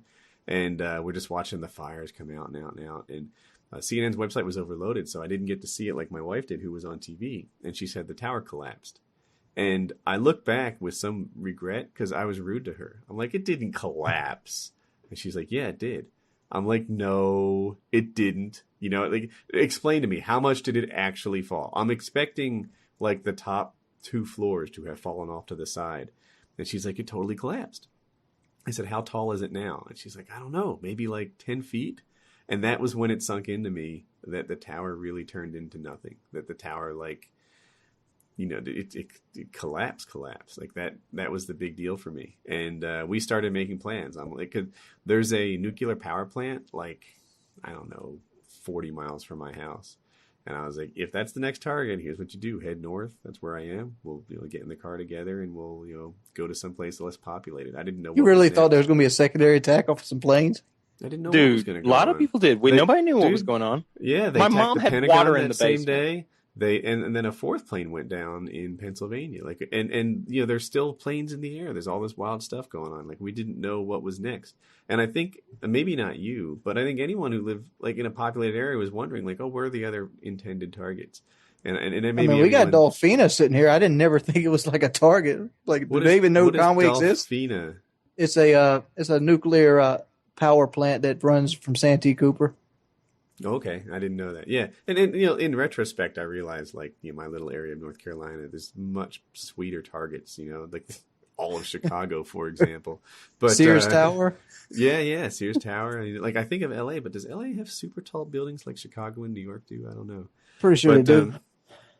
I think of them as more spread out, like, you know. But anyway, yeah. So it was a big deal, and then the like aftermath of that, I was just. Like, it seemed like it wasn't okay to laugh. Like, something so dramatic had happened. It did feel like Pearl Harbor. I started comparing death counts. We thought the death count was going to be like 20,000 something, and much bigger than Pearl Harbor.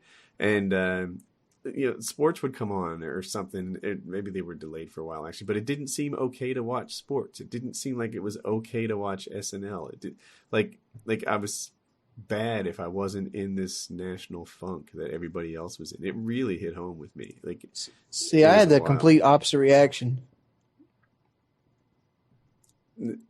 My reaction wasn't that we were in a sorrow point. I'm like, somebody just fucked their country up.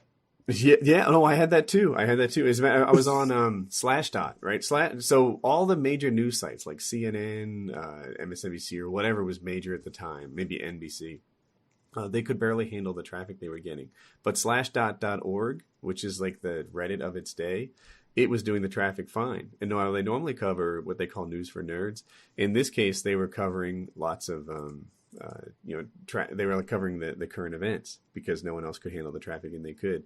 And one guy was a Marine, and he's like, I'm a U.S. Marine.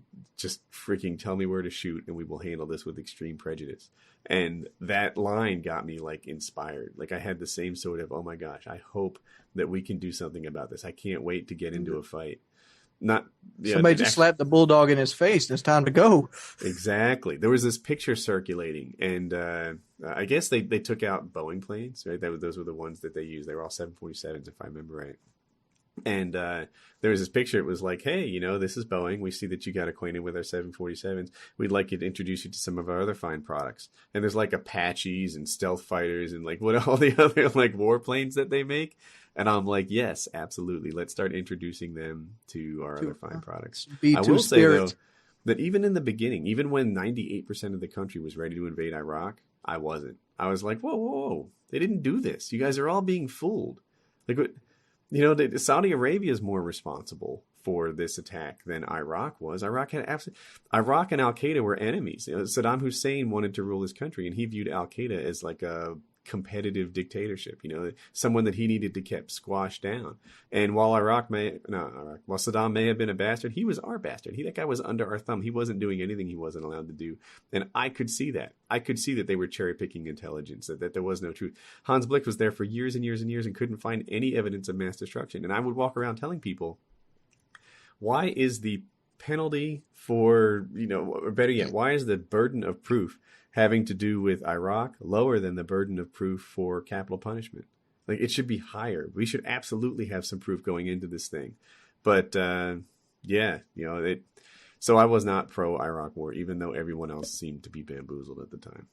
But I'm gonna go sound really American here. We kicked their ass in less than a week, and Iran couldn't do it in 3 years.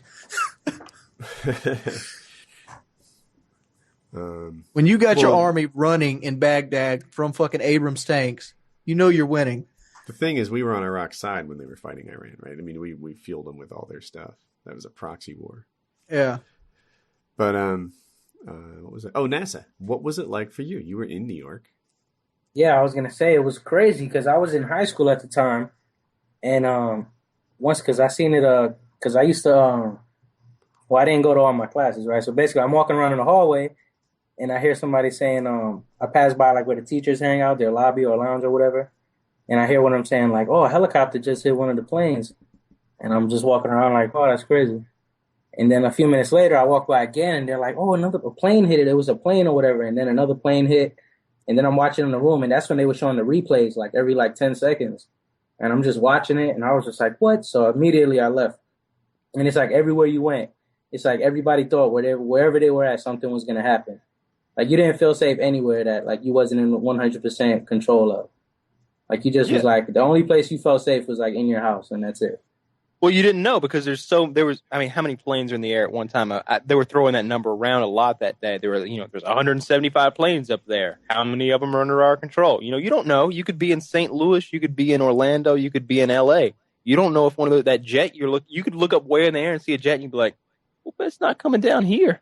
Yeah, it was crazy. My neighbor at the time, his wife worked in one of the towers, and he actually spoke to her, and she was like, "Yeah, I'm making my way out the building now," and she never made it home that day. Ever? That sucks. Yeah, so it was really crazy because when you have somebody like, especially like your neighbor, and they tell you about it, and it's like, that's when you really think of how crazy it actually was. And for example, my girlfriend, her mother, she actually was working there, but she got out of the buildings, and she came home covered in all that dust and concrete and everything. Wow.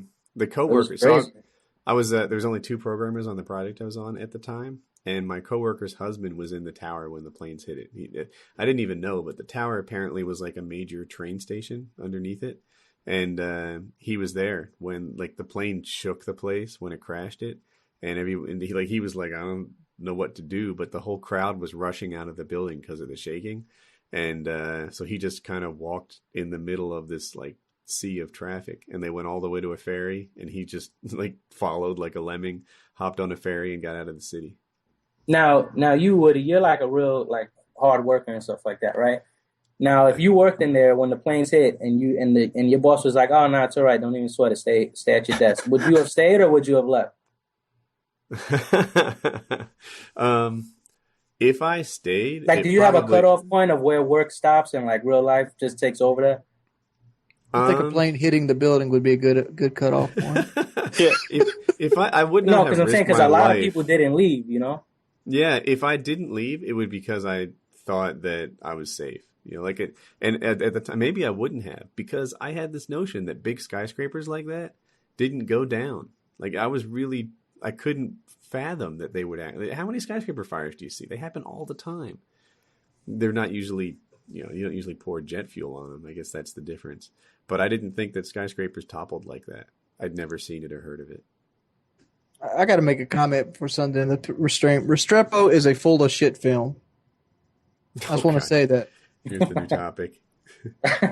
No, I just say everybody's like, Restrepo is a great ass film. Dude, my brother did his first tour in the Cornhall Valley. And they played that shit up so bad like it was the worst place in the world. Their firefights are nowhere near as bad as that documentary made it out to be. 2 people died in a 15-month tour there. That's a good tour. Cheney recently came out with an admission about lying on 9/11. Did you guys hear about that? I didn't. So this is how it went down, according to the stuff I'm reading. And there's like direct quotes from Cheney. 9/11 happens, right? And as it happens, this isn't a knock on Bush, but he's reading the book to children, like My Pet Goat or something like that. Cheney gets in touch with him and says, look, dude, we need to be in separate places. The United States is under attack right now. They can't take both of us out at the same time. So he's like, Bush, you go up in the sky, you fly around in Air Force One, just be there. And then while he's flying around in Air Force One, Cheney's running shit on the ground. Cheney gave the order to shoot down that plane over Pennsylvania. Remember the plane over Pennsylvania that yes. crashed? Cheney gave the order to shoot it down without talking to Bush. Cheney was like acting president. He basically told Bush, like, you go up there, you do your airplane spinners or whatever. I'll be down here handling the country. Puppets. What did they do? Just put Bush in his crib on Air Force One? He's like, don't worry. He's just like, there's things happening. Now, like, I'm told you can pretty much run things from Air Force One. Like, it's a flying office. The connectivity there is very good, etc. This was a while ago. It was like 10, 12 years ago. But we'll assume he was had probably playing Call of Duty on there. I saw an interview with Bush, and he described all this pretty much the way you are. But it was painted a little bit better. But the thing is, Cheney didn't even ask Bush for, he just gave the order on his own authority, which he has none, to shoot down planes filled with U.S. citizens. Don't you think that was the right call? No, it wasn't. What was the right call? So here's the thing. It could have potentially been the right call, and I can't knock him too much based on, what he knew at the time.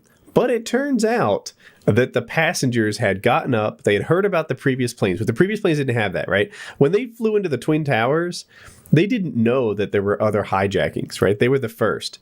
But this Pennsylvania plane, the last one to be impacted, had already gotten the news about the hijackers, about what was happening, about how they were crashing into high visibility buildings. So the passengers on this plane, rather than do what you traditionally did when your plane was hijacked, which is don't make a problem, they were like, dude, we got to fight. So they were rushing, right? Remember the Let's Roll, the guy, the hero, whatever, who gave the call to rush down the aisle and stop this? Because they were doing that, it was a wrong call to shoot down that plane if it was shot down. And there's another thing. So there was a time when I thought the plane was actually shot down. There are all these like eyewitness accounts of the missile going into the plane. There are like air traffic controller reports of him saying, getting the clearance to do it. They claim that the fighter jets were flying to the passenger jet. And the only reason they didn't shoot it down, because like I said, they got the order to take it out, was that it didn't get there in time. The plane crashed before they got there. But that seemed really convenient. And by the way, these fighter jets go at like 750 miles an hour. They could have easily gotten there at the time they did. They go a lot faster than that. They go like twice that. Maybe, all right, so I'm off. But anyway, and then the closing speed, whatever. The fighter jets could have gotten there and shot it down, and they just sort of said, nah, that's not what really happened. The plane just crashed before we were able to get there in time. But they were easily able to make all that happen. So I thought this is a conspiracy. They shot it down. They just didn't admit it. And they're doing that out of convenience. But since then, Sandy Hook has happened. And I looked at Sandy Hook a lot more critically. And the conspiracy theorists on that were full of shit. They were completely wrong about everything. I'm just asking questions about things that you can't answer. Right. Yeah. Or, they'd like post, like they'd show grieving parents. And then they'd show parents not in a grieving state and be like, look, these are actually actors from Florida who work for Homeland Security. No, they're not. This is just a picture of them from before the tragedy.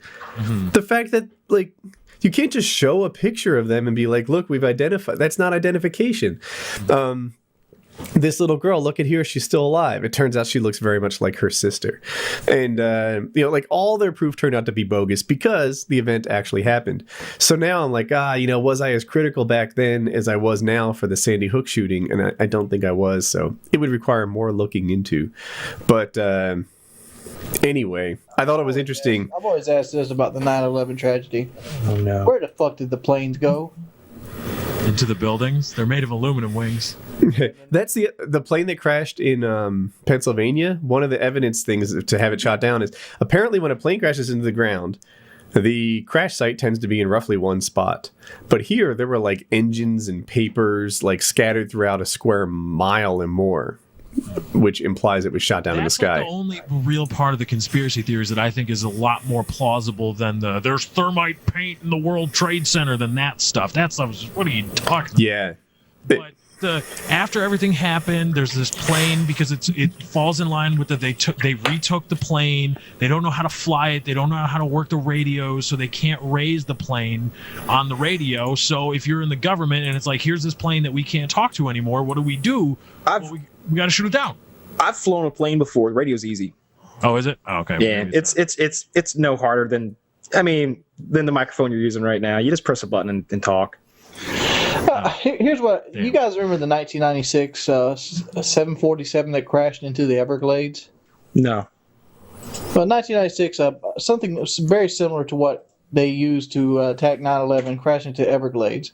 This gal's right here is a picture of everything they've recovered from that plane crash. Okay. Same size plane.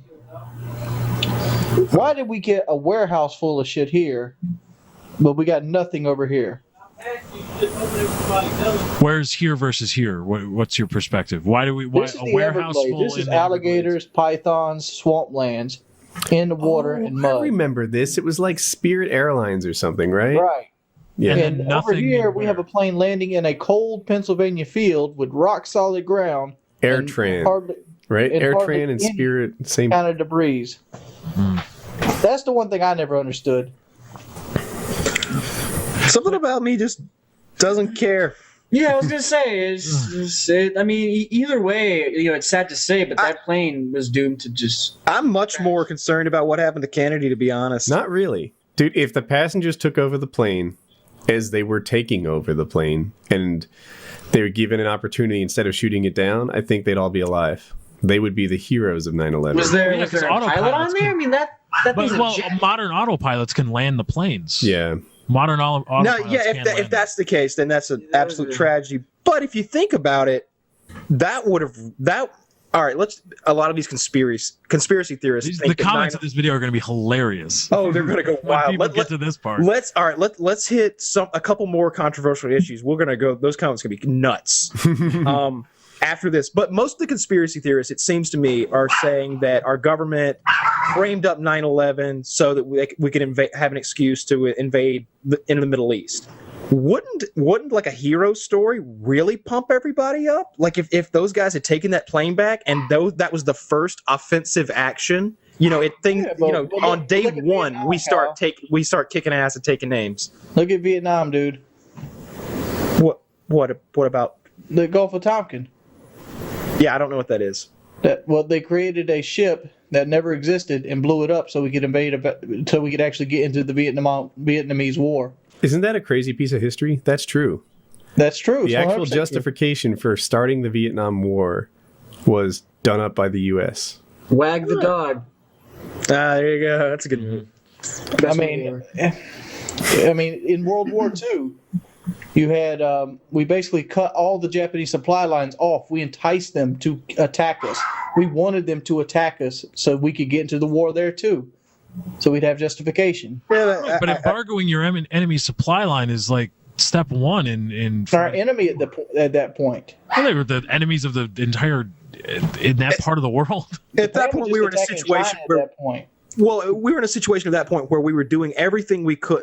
The war was not popular with the American populace, but everyone with any. See, we weren't connected with the media like we are now. The American public didn't know what was going on, and you couldn't tell them. But our government knew how horrible things were going in Europe and how bad things were going in Asia. And of course they wanted the war to start, but I don't know if they let the attack on Pearl Harbor happen, because that was a major blow. Yeah, that wasn't that's like a big conspiracy theory. Yeah, that wasn't like that's not the conspiracy Japanese theory either. I mean, they had declassified reports leak out from World War II that showed Roosevelt basically making orders to basically embargo these people to the point they were ready to attack us. But no. See, we were like halfway involved in the war already. We were giving tanks, we were giving bullets, we were giving. Hold on, we were supplying the Allies, and we were messing with like supply lines and embargoes and stuff like that. We did everything but commit troops. I don't think that's the same thing as inviting them to attack U.S. soil. No, I agree. It's now I have heard some reports about some of the earliest U.S. radar installations were in that area, and them ignoring the radar reports of Japanese planes coming in. But still, doesn't make sense to me. Why wouldn't you react to it and save a few of those ships? Because it doesn't matter how many people died. If they attack, people love vengeance, Kyle. How many times have you watched Death Wish? How many times have you watched? I just think it's bad strategy. It doesn't make it. Why not try to get the ships out of the harbor? Right. If it just one innocent person dies from Pearl Harbor, that's all you need. Yeah.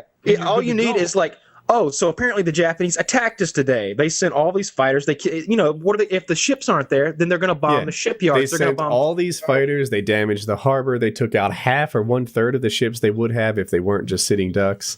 And that's enough to start. We're good to go. Yeah, a lot of people don't.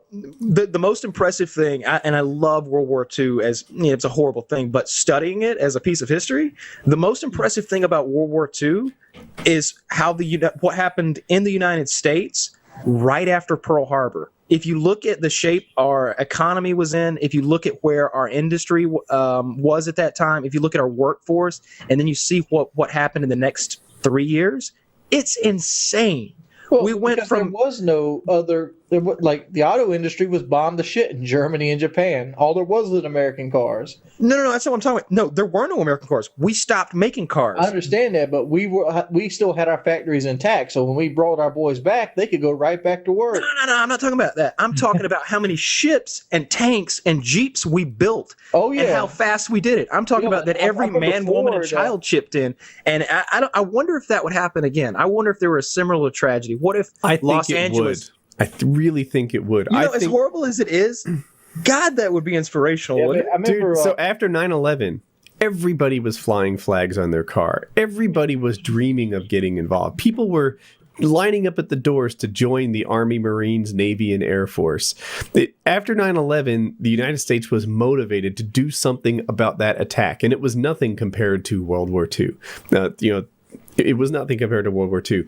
So I think if someone really did an attack like that, the United States would mobilize and have an enthusiasm around a common cause that we haven't seen in our lifetimes. It would just blow away what happened for 9/11. And my favorite things to watch are the things that are the documentaries and History Channel programs about World War II, when they're like, over the next 6 months, the United States would produce, and they give some outrageous number of like tanks, jeeps, and shit. Well, they rebuilt the Navy. I put this spout out before I get interrupted again?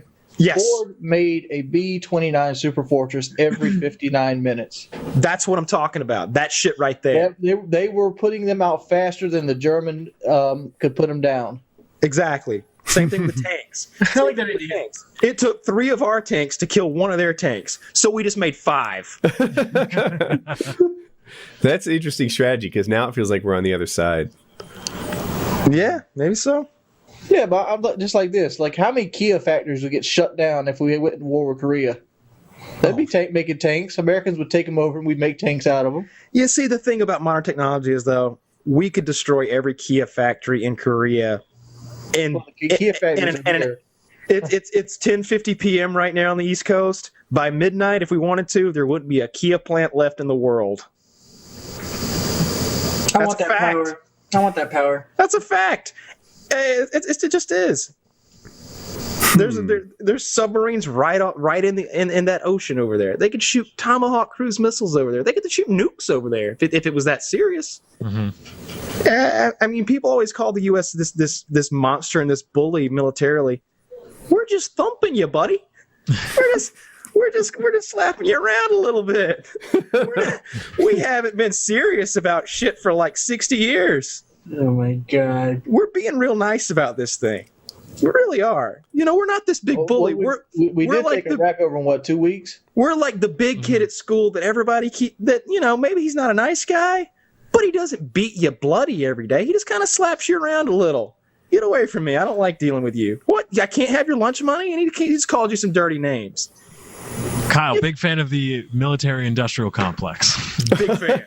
Big fan. Love it. My favorite. You ever play a game called Civilization Revolution? I have. Favorite part? Military-industrial complex.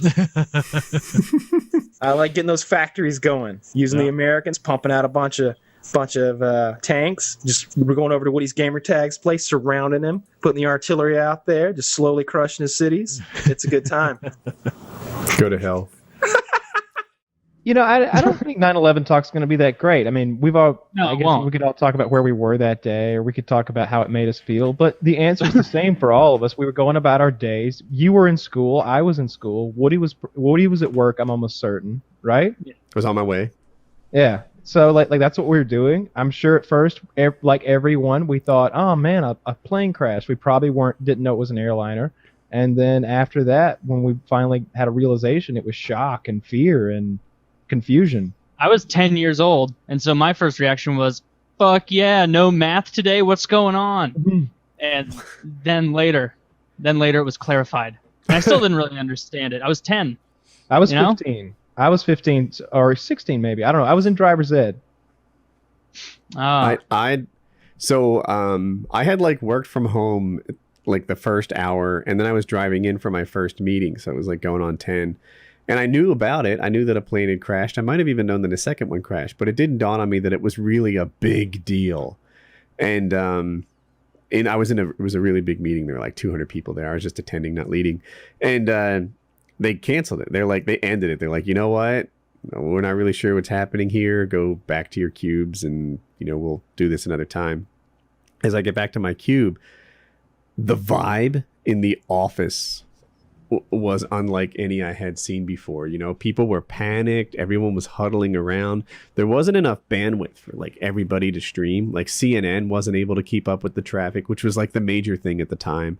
And but like it would work on one person's computer, and like 15 people would huddle around it to learn. And my wife was able to watch on TV. And I remember I was rude to her. She's like, the second building just crashed. And mind you, that the plane hit towards the top. I thought maybe the top could fall off at worst, or if it fell, like I don't know. And I'm like, the building just can't disappear, And she's like, no, it's gone. It fell all the way down. There's nothing left. And I'm like, okay, like how many stories would you say are left? And she's like, left? It's maybe like 2 stories tall now. And then I was like, oh my God, 2? Mm-hmm. For real? Like, I think it was 110. And now it's just a compressed version of that.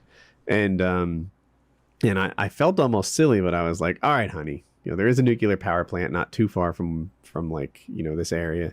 And if that's Target, put the kids in the car, don't worry about anything. Head north away from it, pick me up, and we'll just keep going to some safer place. That's our thing. Go to New Jersey. They'll never bother hitting that shithole. No, they already hit it. No one can tell. Is that what that smell is? Is that a biological attack that Al Qaeda launched on New Jersey back in the day? Is that why it smells like a diaper? It's one little spot. It's just not all like that. So, but what got me, the big thing about 9/11 was the next 4 days. The next 4 days, it completely occupied the American mind. I had never been patriotic. I mean, I like my country. I'm proud of it. We're good at certain stuff like breaking things and being rich. But it was just like, yeah, America. One of the cool things about America is that you're not necessarily like, America, fuck yeah. It's like, we're just casual about it. Like that Mad Men scene, you know what I think about you? I feel sorry for you. You know what I think about you? I don't think of you at all. Like, that's America. And suddenly, like all the flags on the cars, all the I'm American and we're gonna fucking fight back. Like, you can't do this to us, became injected into my heart. And it also like a sense of wounding. And I didn't know anyone who died, like not a single person. The closest was one of my coworkers' husbands was in there when the plane hit it, but he got out. So that was like the closest thing. Yeah. And for the next weeks, it seemed like it wasn't okay to smile. It wasn't okay to tell jokes.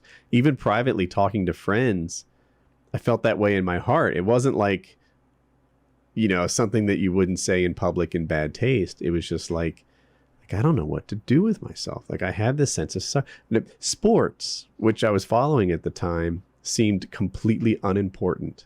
It was just like, the games got weird too. Yeah, like how could anyone care about football when 9/11 just happened? Yeah, before and during every game, there was just lots of talk of it. Yeah, so they were worried every game was a target, and there was also people felt like I did, like every game didn't matter. Football now like matters, but at the time it was like, who cares? This is American football I'm talking about. Who cares? 9/11 is what matters. And then like the whole country became thirsting for more information about Afghanistan. Afghanistan and Al Qaeda were like new concepts to us. I think I'd heard of it before, but I couldn't find it on a map, and I certainly didn't know like about their infighting and this and that. Afghanistan was the country to me that was messing with Russia, so we kind of liked him. That's all I really knew about it. I don't know. That's what 9/11 did to me. I suddenly didn't care about anything. We were all ready for them to blow some shit up. I remember it had been like a week or two, and we hadn't blown anything up yet, and we were all getting real antsy. We were like, they're going to blow some shit up, right? Right. Like this ends with us blowing lots of shit up, right? That's how it ends, right? Then they did blow up a lot of their shit. I pictured in my head people in helicopters in like anti-radiation bunny suits flying over a nuclear blast site, and I was like, does it really turn the sand to glass when we do that? I want to see. I want to turn this place to glass, and like it be an improvement. Yes, it does. Yeah, I can't tell you. Like even now, they're starting to like behead Americans over in, is it Syria? I'm messing it up. But ISIS has beheaded a couple Americans, and it's like, you don't understand. A motivated America will fuck you up. Like that's probably our number one talent right now. Yeah, it's not a good idea to get the American populace mad at you, because then our politicians have to like follow suit with that because they want to get reelected. And we spend more on defense than the next like 6 or 8 countries combined. 8. Yeah. The next 8 countries combined. And China's one of those. Yeah. Like, take China and the other 7 biggest military spenders in the world, minus us, and we still spend more than them. Right. Yeah. It's just not a good idea to saw American citizens' heads off, because then we start letting our politicians use some of that money on you. And it's not good, because it's like civilization, and whether you like it or not, our military is about 15 turns ahead of yours. I don't care who you are. I mean, I think it's a little misleading, the whole like we spend that much more, since I'm sure China doesn't have VA benefits like we do. So really, we're probably spending, I don't think that money's added in there. That's defense spending, I think. No, it's definitely included military spending. That's interesting. Like how much they used to maintain, like just so they guaranteed that the Chinese, or the Indian military is like hiring 15 people for the price of 2 of ours, or something like that. So maybe I just don't think it could be that skewed. That seems unrealistic. Like we need to settle down if that's the case. We do need to settle down, but a motivated America will break stuff, and the people will cheer like their football team made the Super Bowl. Every soldier becomes a hero, right? It doesn't matter. They can rate people, and it's like, I swear to God, when they were like sexually assaulting the people in that Iraq prison, Abu Ghraib, or Abu, I hope I pronounced that right or close. Rush Limbaugh tried to explain that soldiers need to blow off steam. That's the shit you'll have to deal with. Like soldiers need to blow off steam. Yeah, I know. We had them naked and we grabbed their penises like they were trucker horns. Everyone blows off steam. It's yeah, make a cheerleader pyramid. Go guys, we're blowing off some steam. I remember those pictures. Those were uncomfortable even to look at. Yeah. Anyway, so that come 9/11. We were ready to. I have a bit of a comparison between the U.S. military and the Chinese military. So obviously they beat us in personnel. active military personnel, we have 1.4 million. They have 2.3 million. In reserves, we have 850,000, and they have 2.3 million. However, total aircraft strength, United States, 13,683. China, 7,788. Helicopter strength, 6,000 for America, 850 for China. Serviceable airports, 13,513 for America, 507 for China. 13,000 to 500? Wow. 13,500 to 500. Total tank strength, they actually beat us. We have 8,300 tanks, and they have 9,100 tanks. Damn it! Total armored. I'll pay more taxes to win that. But we're talking about, armored fighting vehicles, we have 25,700. They have 4,700. Total self-propelled guns. These are big guns. Not counting artillery. We have 1,900. They have 1,700. In artillery, they outdo us. We have 1,800. They have 6,000. But you can see like the stuff that matters, like helicopters and the navies are pretty similar. Although they only have one aircraft carrier and we have 10. Our subfleets are similar. We have 3 times as many destroyers at 62 versus 24. The other thing that's not being measured here is the quality of these things. Like, okay, they have more tanks. I would bet a lot of money that we can pull at least a 5 KD ratio on a tank fight. And when you start including our Air Force, that number just goes higher. They're counting like rickshaws with a guy with a rifle sitting in it. Or just older tanks. That's when we went to Iraq, they had this elite Republican Guard or whatever. And I remember watching a documentary on it. And they showed the heat signature of an Iraqi tank. And, it didn't take long for them to figure out, like, oh, look, they may be covering them with sand or tarps or camo or whatever. But they just shine their bright white tank-looking things. And the Air Force called it tank plinking. And they just go out with like 8 missiles on their wings.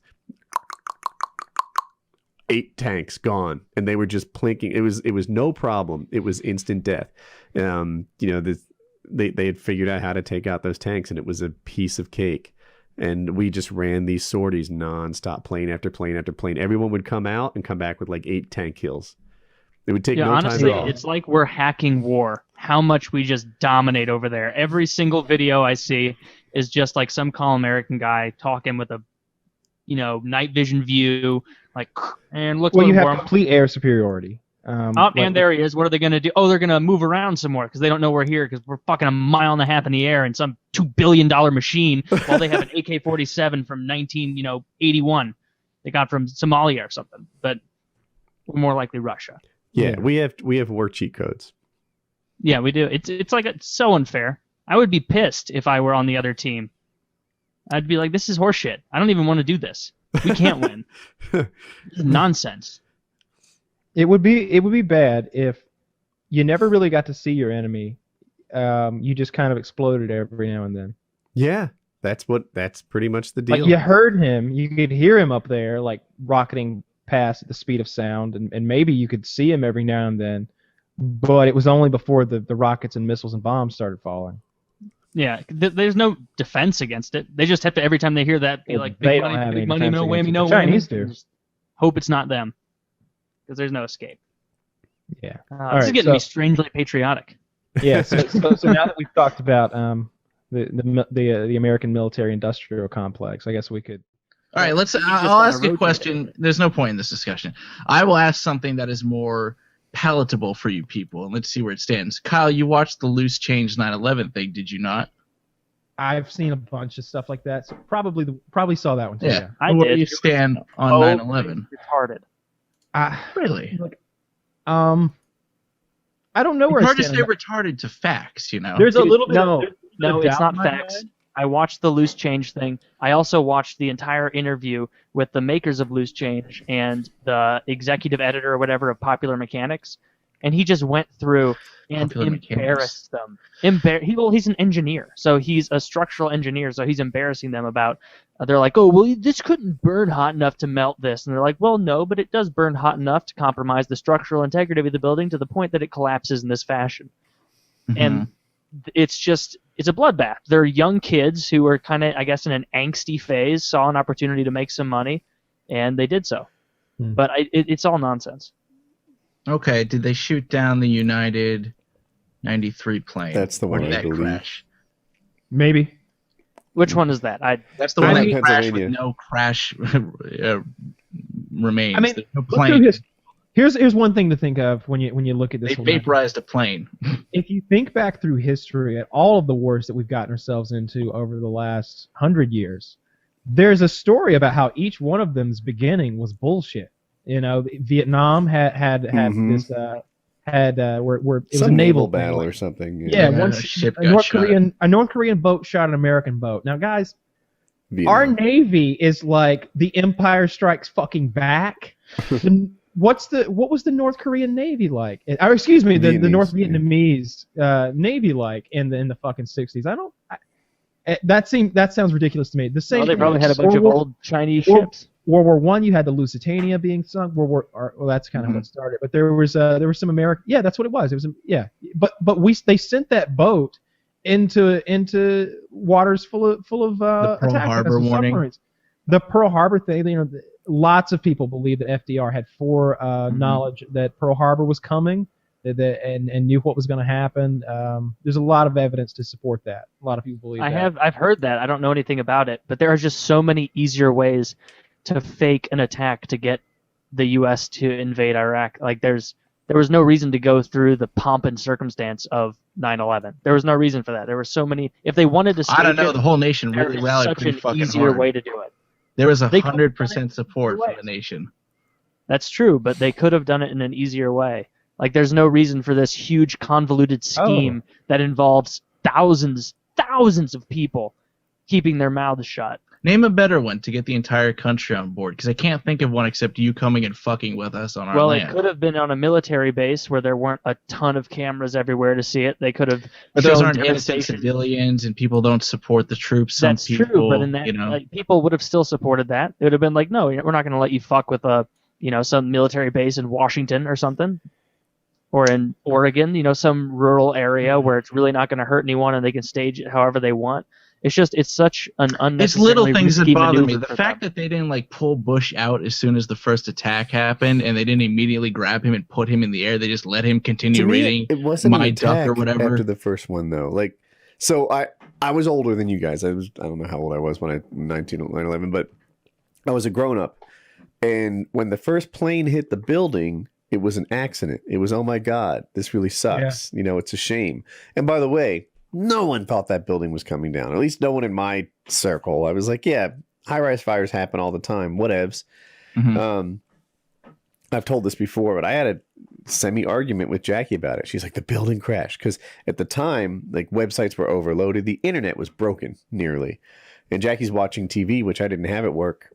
And she says, this it fell. I'm like, I thought maybe the top fell or it was a little damaged. And impatiently, I'm like, how much building is left? Now, how tall is it? Trying to get concrete answers out of her. And she's like, I don't know, maybe 2 stories tall.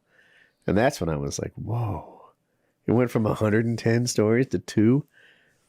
That's gone. And anyway, at the first flight crash, everyone thought it was an accident. At the second one, it felt like an attack. So to not instantly pull the president in kind of a panicky move, it seemed feasible. 9/11, what happened? They put plastic explosives in the paint. Troll videos, Who's go. they? Who's they? Is it the Skull and Bones? Is it the Skull and Bones? Say it is. I think 9/11 was pretty much a setup by the United States government to actually get into the Iraq and the Middle East for prices of oil, because it didn't come around until Saddam Hussein actually threatened to switch to the euro over the USD. Osama Bin Laden is still alive? Yes. Appwin, what are your thoughts? Go. Fantastic program. Fantastic. All right, that's been Wings of Redemption. Finally, something we can all agree on. All right, good shit. Also 9/11. Yes. 9/11. The 9/11 cheese plate available at... I don't know, but probably a lot of my audience is too young, but Rudolph Giuliani was running against Hillary Clinton. This is the year that Obama eventually won his first thing.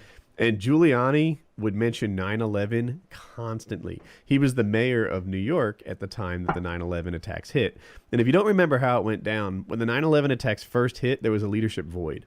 George Bush Jr., George W. Bush, was our president at the time.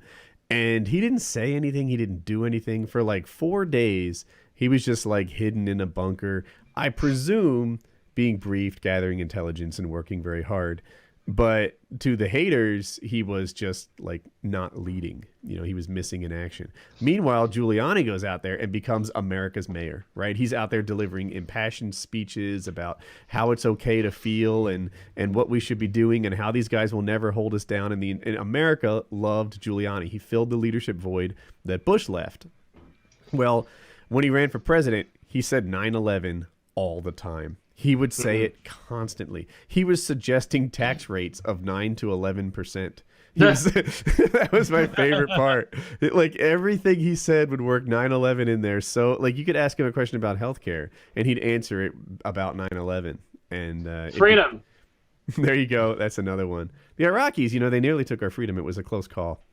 It almost got us. Yeah. Almost got us. That's why we need the drone strikes and the waterboarding and the Hey, I think you guys have hilarious airport security.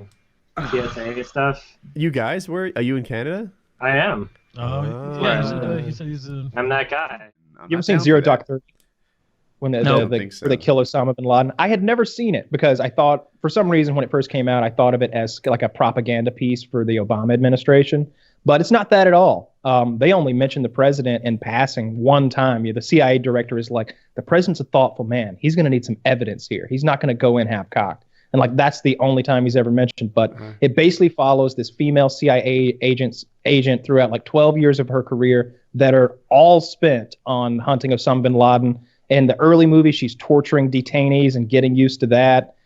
In the middle of the movie, you know, you see the Abu Ghraib happens and the policy starts shifting. And the guy who trained her is telling her, you better get smart. You don't want to be the last person holding a dog collar when the hammer comes down. And she's like, oh, yeah, I know.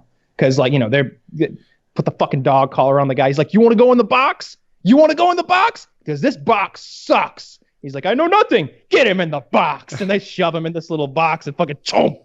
Fucking lock him up in there, rock music playing. And there's no, like, you know, they waterboard the fuck out of him, all that stuff. And in the end, they kill Osama bin Laden. You see the whole raid with SEAL Team 6. You know, they fucking kill him. They get his body, the whole thing. It was a good movie. That's I'll have to check it out. Yeah, I mean to get politics. I do. So I like Obama, right? Other people hate him. I get it. That's their point of mind. But I do feel like, you know what? On the terrorist thing, he did kill Osama.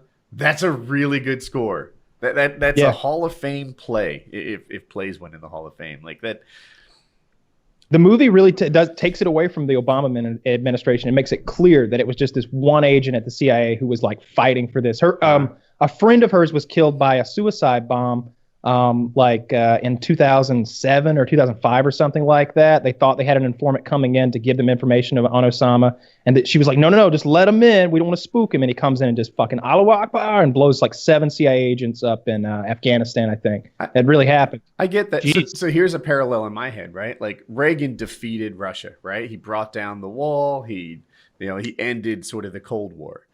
Yeah. In reality, you know, perhaps the end of the Cold War had been set up for like the 30 years leading up to Reagan. And I think Reagan had a lot to do with that. You know, it was all that defense spending, right? And that Star Wars talk. His spending could have sunk him. His Star Wars talk could have sunk him. He did some negotiation on the missile placements. Nuclear dearmament. I think I'm saying this right. And like he asked for so much, people thought that he was not serious about it. They're like, oh, he's asking for so much. He's not even trying to get a deal. And then he got the deal that he asked for. So maybe he does deserve some credit, or perhaps he does deserve some credit. But I kind of feel that way about Obama, too. Like, all right, I'll admit he didn't actually go in there with an AR or M16 and shoot Osama. But whatever. I mean, he was in office for like 5 years or something when it happened, or whatever it was, 3 years. And you know, the systems that were in place, he didn't fuck it up. It happens. You know, I feel like he gets credit in the same way that it couldn't have been 7. No, it doesn't make sense. Yeah. No, it was 2011 when they got him, right? Yeah, so that was 3 years in. Okay, yeah. So 3 years in, everything came into place, and they actually got this guy, and so I feel like he deserves credit for that in the same way that Reagan does. It might be that just capitalism beats communism, and it was going to happen. Yeah, I don't. What. I don't. I think that Reagan, to the most, I don't know enough about it. I think that it was more that he was just happened to be in office when it did happen, because our economy was. I looked up some stat that at the point where the Soviet Union dissolved, the U.S. gross national product, gross domestic product, whatever, our production capabilities weren't twice as much, weren't 5 times as much. It was 50 or 60 times as much. It was obscene how much the U.S. could produce faster, better, more efficiently than Russia in the same time with the same resources, which we just had more of. I don't know. Maybe Bush could have been in again at that same time, H.W. Bush, if he'd been elected instead, I guess juxtaposed earlier.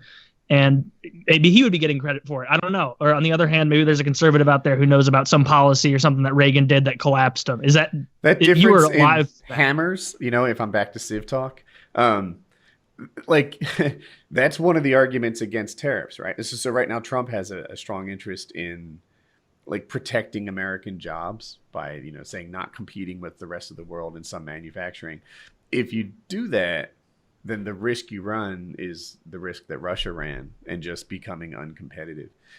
I don't have an answer because obviously American jobs are flowing outward, and you want to do something. If there's going to be a global standard of living leveling, then you want to combat that some way. If you already have a better standard of living, it's not a problem that I know how to solve. I think it's inevitable, but I don't know, somehow it's just you want to drop big tariffs on stuff that comes in from Mexico to protect American manufacturing, then I promise you American manufacturing, if there's a 30% tariff, will just be 30% worse until water finds its level. Oh yeah. And that's not even that's not a conservative position at all that he's doing with his tariffs and his trade agreements. I think that isn't that in large part, correct me if I'm wrong, part of the reason that our car manufacturing turned to shit is because we were hey, big tariffs if you import a Suzuki or whatever the hell, and Detroit, you're fine, keep making whatever the hell you're doing. And over time, our quality in cars became just embarrassingly worse than cars made in Korea or Japan, to the point that it's just now that you're seeing commercials in the past few years where it's hey, Ford, not total shit, it's pretty good. Look at the commercials, all the Mitsubishi, whatever. They're top class running 6 years in a row, Lexus, #1 luxury car on earth. And then it's Ford, can you believe it? It's third best, 2nd year running. You said we couldn't do it. We almost did. Fuck and that's what I feel like when I watch American truck commercials. It's just they're begging you to be just come on, they're pretty good. They're pretty good. We're working hard. In trucks, I think we're the leader. Yeah. In fairness, Ford has really stepped it up. Ford cars are pretty nice now. I saw a Reddit question where someone said, "Hey, for those of you that buy trucks that aren't Ford, why?" And I was like, so I like the Chevys. I really like the look of the Dodges, but every time I look into the details, it's this is just a mistake, I think. Wings of Redemption said I see people that buy Chrysler products, and I ask them, are you retarded? It's so Wings.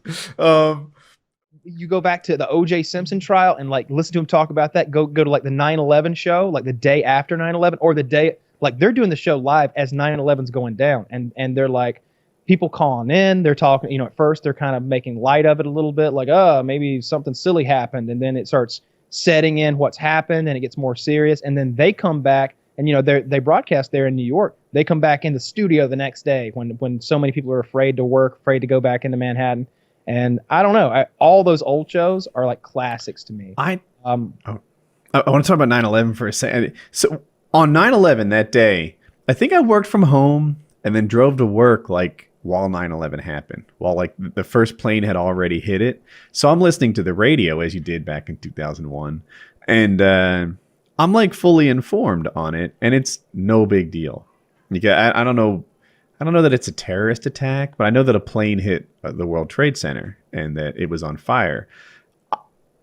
I felt skyscraper fires were not a common thing, but they happened. And the buildings didn't fall because of a fire. That was ridiculous.